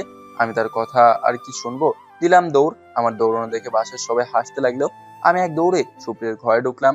ঘরে ঢুকে দেখি আমার বাবা দুটো খেলা করতেছে বিছানার উপরে, আর সুপ্রিয়া ঘরের কোথাও নাই। বাথরুমে দেখলাম সেখানেও নাই। তাই ব্যালকনিতে চলে গেলাম। গিয়ে দেখি সুপ্রিয়া আনমনে আকাশের দিকে তাকিয়ে আছে, আর তার চোখ দিয়ে পানি পড়তেছে। আমি কোনো কিছু না ভেবে পিছন থেকে সুপ্রিয়াকে জড়িয়ে ধরলাম। হঠাৎ এমন হওয়াতে সুপ্রিয়া ভয় পেয়ে গেল। তাই সে তার দুই হাত দিয়ে আমাকে না দেখে ছাড়াতে চাইলো। আমি এবার আরো শক্ত করে তাকে জড়িয়ে ধরলাম। এবার সুপ্রিয়া পেছন ঘুরে আমাকে দেখে সাথে সাথে জড়িয়ে ধরে কাঁদতে লাগলো। বউ, সরি, আর তোমাকে কখনো কাঁদতে দেবো না। আমি সত্যি তোমার সাথে না জেনে বড় অন্যায় করে ফেলেছি। তাকে ছেড়ে দিয়ে চোখে পানি মুছে দিলাম, কিন্তু সে আমাকে শক্ত করে জড়িয়ে ধরে আছে। সে কোনো কথা বলতেছে না, আমাকে জড়িয়ে ধরে আছে আর কান্না করেই যাচ্ছে। এভাবে কান্না করলে কিন্তু চলে যাব আমি, আর আসবো না আমার কাছে। সুপ্রিয়ার সাথে সাথে আমাকে ছেড়ে দিয়ে আমার পা জড়িয়ে ধরলো। আপনার দুটি পায়ে ধরি, আমাকে আর একা করে চলে যাবেন না। আমি আপনার সাথে অনেক খারাপ ব্যবহার করেছি, দয়া করে আমাকে আপনি মাফ করে দিন। আমি সুপ্রিয়ার সাথে সাথে আমার পা ছাড়িয়ে নিয়ে উপরে তুলে আবার জড়িয়ে ধরলাম। বউ, ভুলটা প্রথমে আমি করেছি, তাই তোমাকে আমার সরি বলা লাগবে না। আমি না হয় রাগের বয়সে সেদিন আপনাকে ওই কথাগুলো বলেছি, তাই বলে আপনি আমার আর কোনো খোঁজ খবর নেবেন না? আপনিও তো আমাকে আপনার বাড়িতে নানা রকম কথা শুনিয়েছিলেন, তারপরেও তো আমি আপনাকে ফোন দিতাম। আমি সুপ্রিয়াকে ছাড়িয়ে নিয়ে দুই হাত দিয়ে দুই কানে ধরে এই যে কান ধরছি, আর জীবনেও তোমাকে কোনো কষ্ট দেবো না, তোমাকে ছেড়ে থাকবো না। আমি আপনার স্ত্রী, আপনার যা মন চায় আমার সাথে করবেন, দয়া করে কান ছেড়ে দেন। আর স্ত্রীর কাছে স্বামীর কোনো ভুল নেই। আসলে আপনি পরিস্থিতির শিকার। সত্য বলতে আপনাকে যেমন অন্য কারোর সাথে আমি সহ্য করতে পারবো না, ঠিক একইভাবে আপনিও আমাকে অন্য কারোর সাথে সহ্য করতে পারেন না। আর আমি মনে করেছিলাম পলাশ ভাই ভিডিওগুলো ডিলিট করে দিয়েছে, তাই আপনাকে ওই কথাগুলো বলিনি আগে। আমি তো কোনো না বুঝে কোনো না শুনে তোমার সাথে অনেক খাবার ব্যবহার করেছি, এমনকি গায়েও হাত তুলেছি। আমার প্রতি আপনার সম্পূর্ণ হক আছে। আমাকে মারবেন, ভালোবাসবেন, আদর করবেন, এটা তো স্বাভাবিক। চলো আমার সাথে বাড়িতে যাবা, তোমাকে সসম্মানে আমার বাড়িতে নিয়ে যাবো আমি। সত্যি? সত্যি, বউ ছাড়া এতদিন অনেক কষ্টে ছিলাম আমি, আর তোমাকে ছাড়া থাকতে পারবো না আমি। আমার কোনো কাজ কেউ করে দেয় না বাসার। তাহলে আপনার বাসায় নিয়ে যাচ্ছেন আপনার কাজ করার জন্য? আরে বাবা, আমি কি সেটা বলেছি নাকি? তোমাকে বাসা থেকে বের করে দেওয়ার পর কেউ আমার সাথে ঠিকভাবে কথা বলতো না, আমি খেয়েছি না না খেয়েছি তার কোনো খবর রাখতো না তারা। কোনো বলতে গেলে তোমার কথা বলতো, তোমার জন্য অনেক কথা শুনিয়েছে তারা আমাকে। আপনি বাবুদের কাছে গিয়ে বসুন, আমি শুধু বোরখাটা পরবো আর আমার আর বাবুদের কাপড়গুলো ব্যাগে নেব। সুপ্রিয়া আমাকে ছাড়িয়ে নিয়ে ঘরে ঢুকে সব কাজ তাড়াতাড়ি করতেছে, আর যেন তর সইতেছে না। আর আমি গিয়ে আমার ছেলে দুটোর কাছে গিয়ে বসলাম। ওরা আমাকে দেখে ভয়ে কেঁদে দিল। হয়তো আমি তাদের অপরিচিত আর আমাকে কখনো দেখে নাই, তাই হয়তো কান্না করতেছে। ছেলে দুটো একটু একটু হাঁটতে পারে, কাটতেছে আর মা আমায় করতেছে। সুপ্রিয়া বিষয়টা বুঝতে পেরে আমাকে কাপড় দেখিয়ে দিল ব্যাগে ভরার জন্য, আর সে ওদের কাছে আসলো। সুপ্রিয়া ওদের কাছে যেতেই কান্না বন্ধ করে দিল। এটাই হয়তো মায়ের ভালোবাসা। মার কাছে থাকলে সব সন্তানের ভয়, ভুক, তো দুঃখ সব ভুলে যায়। আসলে ওরা আমাকে আর আমিনা খালাকে চেনে, তাই অন্য কাউকে দেখলে কান্না করে দেয়। আপনি চিন্তা করবেন না, কয়েকদিন পর আপনাকেও চিনবে। আর ওদেরকে প্রতিদিন আপনার ফটো দেখিয়ে বাবা ডাকাও শিখিয়ে দিয়েছি। যদি ফটোই দেখাও তাহলে আমাকে দেখে কান্না করলো কেন? নিজেকে কতদিন আয়নায় দেখেন না আপনি? চেহারা কেমন করে রাখছেন, অগোছালো করে ফেলেছেন নিজেকে। দাড়ি গজিয়েছে, মোচ কত বড় বড় রাখছেন, চোখগুলো ফুলে গেলেও সাথে লালাও হয়েছে। কেন এমন হয়েছেন আপনি? সত্য বলতে কি, তোমাকে ছাড়া ভালো ছিলাম না, তাই এমন হয়ে গেছি। আর প্রতিদিন নেশা করতাম। আপনি ব্যাগ রাখুন, যাব না আপনার সাথে। আমি থাকতে পারবো না নেশাখোর মানুষের সাথে। আমি এগিয়ে গিয়ে সুপ্রিয়া হাত দুটো ধরলাম। সে মুখ অন্যদিকে কইলো। আমি একটা হাত দিয়ে ওর মুখটা সামনে নিয়ে আসলাম। ও মা, এ মেয়ে দেখি কান্না করতেছে। আমি আমার 2 হাত দিয়ে ওর 2 চোখের পানি মুছে দিয়ে, আজ থেকে সব বন্ধ, এ তোমাকে শুয়ে কথা দিতেছি, এরকম কোনো ভুল আর করবো না। সত্যি বলতেছেন তো? 3 সত্যি। আচ্ছা, আমার বাবা দুটোর নাম কি রাখছো? তোমার দেওয়া নাম রেখেছি। রোদ আর রুদ্র, তাই তো? হুম। কার নাম কোনটা? দুইজনকে চিনবো কেমন করে? একজন তো আরেকজনের কার্বন কপি। এই যে ওর গালের বাঁদিকে তিল দেখছেন, ওর নাম রোদ। আর এই যে ওর ডান গালে তিল দেখছেন, ওর নাম রুদ্র। আমিও প্রথমে ওদের বুঝতে পারতাম না, পরে এই তিলের জন্য বুঝতে পেরেছি। এতদিন শুনতাম যমজ সন্তান হলে একজন চালাক একজন বোকা হয়, কিন্তু এটা চালাক না বোকা কিছুই বুঝি না। একজন আর একজনের চেয়ে কোনো অংশে কম নয়। ওয়েট, তার মানে আমার 2 গালে যে তিল দুটো আছে, ওরা সে দুটো ভাগ করে নিছে? আমি তো সেটা খেয়াল করিনি, আর মনেও ছিল না আমার। বুঝতে হবে বাপকা বেটা। ওরা শুধু তোমার একার না, আমারও, বুঝলে? হাসো কেন? কিছু না, চলো এবার যাওয়া যাক। আমরা দুজন ওদের বাসার সবার কাছ থেকে বিদায় নিয়ে আমার বাসায় চলে আসলাম। সুপ্রিয়া রোদ রুদ্রকে পেয়ে সবাই আমাকে ভুলে গেল। প্রান্তি তো ওদেরকে পেয়ে মহা খুশি। সে নিজে ছোট, তবু রোদ আর রুদ্রকে সে নেবেই। প্রান্তিকে তৃপ্তি মজা করে ওদের দিতে না চাইলে সে মাটিতে বসে 2 পা দুদিকে সরিয়ে কাঁদতে থাকে। তাদেরকে সবাই হাসতে থাকলো। সুপ্রিয়া গিয়ে প্রান্তিকে কোলে তুলে নিয়ে বললো সে রোদ আর রুদ্রকে দেবে তাকে। সুপ্রিয়া বাড়িতে আসার পর পুরো বাড়ি আবার আগের মতো হয়ে গেল। সুপ্রিয়া বাড়িতে আসার পর বাড়িটা আবারও প্রাণবন্ত হয়ে গেল। রোদ রুদ্র এখন আমাকে ছাড়া কিছুই বোঝে না। দিনের বেশিরভাগ সময় প্রান্তি রোদ রুদ্র একসাথে খেলা করে। প্রান্তি যেন নিজের মায়ের পেটের ভাই রোদ আর রুদ্র। আমি এখন আর কোনো নেশা করি না, নিয়মিত অফিস আসা যাওয়া করি, রাত করে বাসায় ফিরে না। সুপ্রিয়া আবারও আমাকে আগের মতো করে দিল। এখন নামাজ কালাম, অফিস, পরিবার নিয়ে আমার সময় কাটে। তো একদিন রাতে সুপ্রিয়া আমাকে বলতেছে, একটা কথা বলবো, রাখবে? বলো। রাখবো। আমি চাকরিটা কন্টিনিউ করতে চাই। আরে বাবা, তুমি যদি চাকরি করতে চাও তাতে ক্ষতি কি? আর তোমার প্রতি যথেষ্ট বিশ্বাস আছে আমার। জিজ্ঞেস করবে না কেন করতে চাই? কেন করতে চাও শুনি? যাতে করে আমার মতো কোনো মেয়ে এসব বাজে কাজের শিকার না হয়। তাদের শিক্ষাদানের পাশাপাশি সামাজিক বিধি নিয়ম, চলাফেরা, ব্যবহার শেখাতে চাই। আমার সকল ছাত্রছাত্রীকে আমি সঠিক মানুষ করতে চাই, তারা যেন কোনো ভুল কাজ না করে। বাহ, বউ দেখি সবার কথাই চিন্তা করে। ওরাও তো একদিন বড় হবে, তাদেরও তো বিয়ে হবে, ঘর হবে, সংসার হবে। আমার মতো করে যেন কোনো ছেলে মেয়ে সংসার না ভাঙে, কোনো ছেলে মেয়ে যেন খারাপ না হয়। একটা মেয়ে জানে তার গোপন ভিডিও বের হলে তার কি হয়, তার পরিবারের কি হয়। তারা এই বয়সগুলোতে আবেগের বশে অনেক ভুল করে বসে। পরবর্তীতে তাদেরকে এসব ভুল করার জন্য অনেক মূল্য দিতে হয়। আমি তাদের শুধু পরকালের জীবনে কি হতে পারে সেই সম্পর্কে জানাতে চাই। পাঠক পাঠিকাগুলোকে কিছু বলো, তারাও তো আমার ছেলে মেয়ে আছে, যারা আমার বইয়ের ভিডিও গল্প পড়তেছে এতদিন থেকে কষ্ট করে। যদি তারা সত্যিকারে এই গল্প মন দিয়ে পড়ে থাকে তাহলে তাদের নতুন করে কিছুই বলতে হবে না। শুধু একটা কথা মাথায় রাখবেন, মা বোন সবার আছে, বাবা ভাই সবার আছে।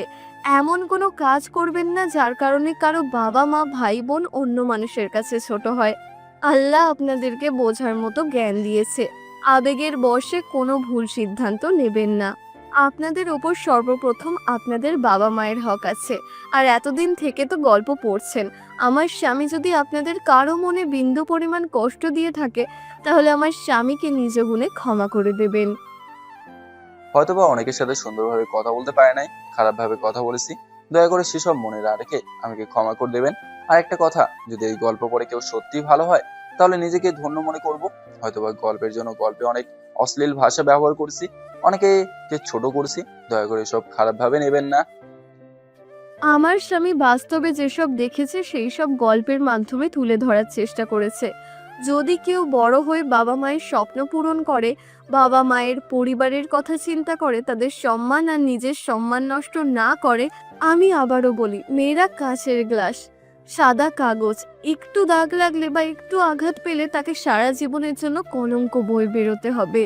প্রেম ভালোবাসা করলে যে রুম ডেট করতে হবে তা কিন্তু ঠিক না। মনে করেন বিয়েও ঠিক হয়ে গেছে, তাই বলে কি রুম ডেট করতে হবে?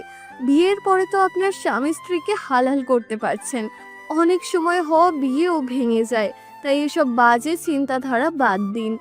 আপনার ঘরেও মা বোন আছে, আপনার ঘরেও বাবা ভাই আছে। ভালোবাসাটাকে পবিত্র রাখার চেষ্টা করুন। ভালোবাসার মানুষ ভুল পথে গেলে তাকে সঠিক পথে নিয়ে আসুন। ভালোবাসার মানুষকে সময় দিন, বিপদে আপদে পাশে থাকুন, ভরসা পাবে। এখনকার যুগের ছেলে মেয়ে বাবা মায়ের আগে তার ভালোবাসার মানুষকে সব রকম পরিস্থিতিতে পাশে চায়। আচ্ছা বাবা, ঠিক আছে, এবার ঘুমাও। আপনি কি বলেন? বউ কাছে আছে, কই একটু আদর ভালোবাসা দিবেন, তা না করে উনি ঘুমানোর কথা বলে। বউ যদি নিজে থেকে আদর না করে তাহলে আমি কেমন করে করবো বলো? ও এই কথা, দাঁড়াও। আমাকে আর বলতে না দিয়ে চার ঠোঁটে এক করে দিল। দুজনে পবিত্র ভালোবাসার সাগরে চরম সুখের সীমানায় পৌঁছে গেলাম। এখানে না করবে কেউ বারণ, না করবে কেউ শাসন, এখানে থাকবে শুধু স্বামী স্ত্রীর ভালোবাসা। পরের দিন আমি আর সুপ্রিয়া একসাথে তার স্কুলে গেলাম। মানে আগে যে স্কুলে পড়াতো, সে প্রধান শিক্ষকের কাছে গিয়ে তার সব আলোচনা করলো। আর প্রধান শিক্ষক তাকে বললো তার চাকরি যেন সে তার নিজের এলাকাতেই করতে পারে, সে ব্যবস্থা করে দেবে। সেখান থেকে বের হয়ে একজনের কাছে নিয়ে গেল আমাকে সুপ্রিয়া। লোকটা সুপ্রিয়ার সাথে আমাকে দেখে সুপ্রিয়াকে বললো, ইনি কে? ইনি আমার স্বামী, আপনাকে বলেছিলাম না? আমি সরি, তবে সত্যি তোমাকে অনেক ভালোবেসে ফেলেছিলাম প্রথম দেখাতে। দেখেন রিশাদ সাহেব, আমার স্বামীর সাথে যদি আমার কখনো ঝামেলা না হতো আর আমি পরিস্থিতির শিকার না হতাম তাহলে আপনি আমাকে এখানে দেখতেনও না আর আমাকে ভালোবাসতেনও না। এটা ঠিক বলেছ তুমি। একটা অনুরোধ রাখবে, আমি কি তোমাকে দেখতে পারি? যতদিন ধরে চাকরি করো একদিনও তোমাকে দেখতে পারি নাই, এমনকি তোমার হাত পা পর্যন্ত। রিশাদ সাহেব, আগেই বলেছি আমি আমার স্বামীর আমানত, আর আপনি অনেক ভালো মানুষ বলে আপনার সাথে শেষবারের জন্য কথা বলতে আসলাম। শেষবার মানে? আমি এখানে আর চাকরি করছি না, আমি আমার স্বামীর বাড়ির কাছে স্কুলে পড়াশোনা করাবো এখন থেকে। আপনি ভালো থাকবেন, আর আপনার জন্য দোয়া রইল, আপনার জীবনে যেন ভালো কেউ আসে। রিশাদকে আর কোনো বলতে না দিয়ে সুপ্রিয়া আমাকে নিয়ে স্কুলের বাইরে এসে তার আর রিশাদের সব কথা বললো আমাকে। আমরা বাসায় চলে আসলাম সেদিনই। সুপ্রিয়া আমাদের এলাকাতে এখন শিক্ষকতা করে। রাস্তাঘাটে কারো খারাপ কাজ করতে দেখলে রাগ না হয়ে তাকে সুন্দরভাবে বুঝিয়ে দিয়ে চলে আসি। এতে করে এলাকার অনেকের কাছে আমার বউ খারাপ এসব কথা বলে, কিন্তু আমি তা গায়ে মাখি না, কারণ ভালো কাজ করতে গেলে সমস্যার সম্মুখীন হতেই হবে, আর খারাপ মানুষ তা বাধা দেবে। আমাদের কি উচিত না রাত্রি মামুনিকে নিয়ে আসার জন্য আল্লাহর কাছে প্রার্থনা করা? আমি সেটাই ভাবতেছি, কিন্তু বউ তো আর এখন আগের মতো আমাকে সময় দেয় না। বারে সারাদিন স্কুলে থাকি, রাতে তো তোমার বুকে মাথা রেখে ঘুমাই। তুমি না করলে এখন আমি কি করতে পারি? তুমি তো সারাদিন অনেক পরিশ্রম করো, বাসার কাজও করো, তাই তোমাকে আর কোনো চাপ প্রয়োগ করতে চায় না। তাই বলে একটু ভালোবাসা দিবে না, আমাকে আদর করবে না? বউ যখন বলেছে তখন কি আর না করতে পারি? রাত্রিকে তো আনতে হবে, না হলে রৌদ্র আবার আমাকে সারাদিন জ্বালিয়ে মারবে। আমাদের আরো একটা বোন এনে দাও, আরো একটা বোন এনে দাও বলবে। তাহলে রাত্রিকে নিয়ে আসার জন্য মিশন শুরু করে দাও। শুরু হয়ে গেল রাত্রিকে নিয়ে আসার মিশন। আপনারা আবার খারাপ ভাববেন না, আমরা তো স্বামী স্ত্রী, তাই না? চোখটা বন্ধ করুন ভাই বোনেরা, আমাদের দুজনের লজ্জা করতেছি তো।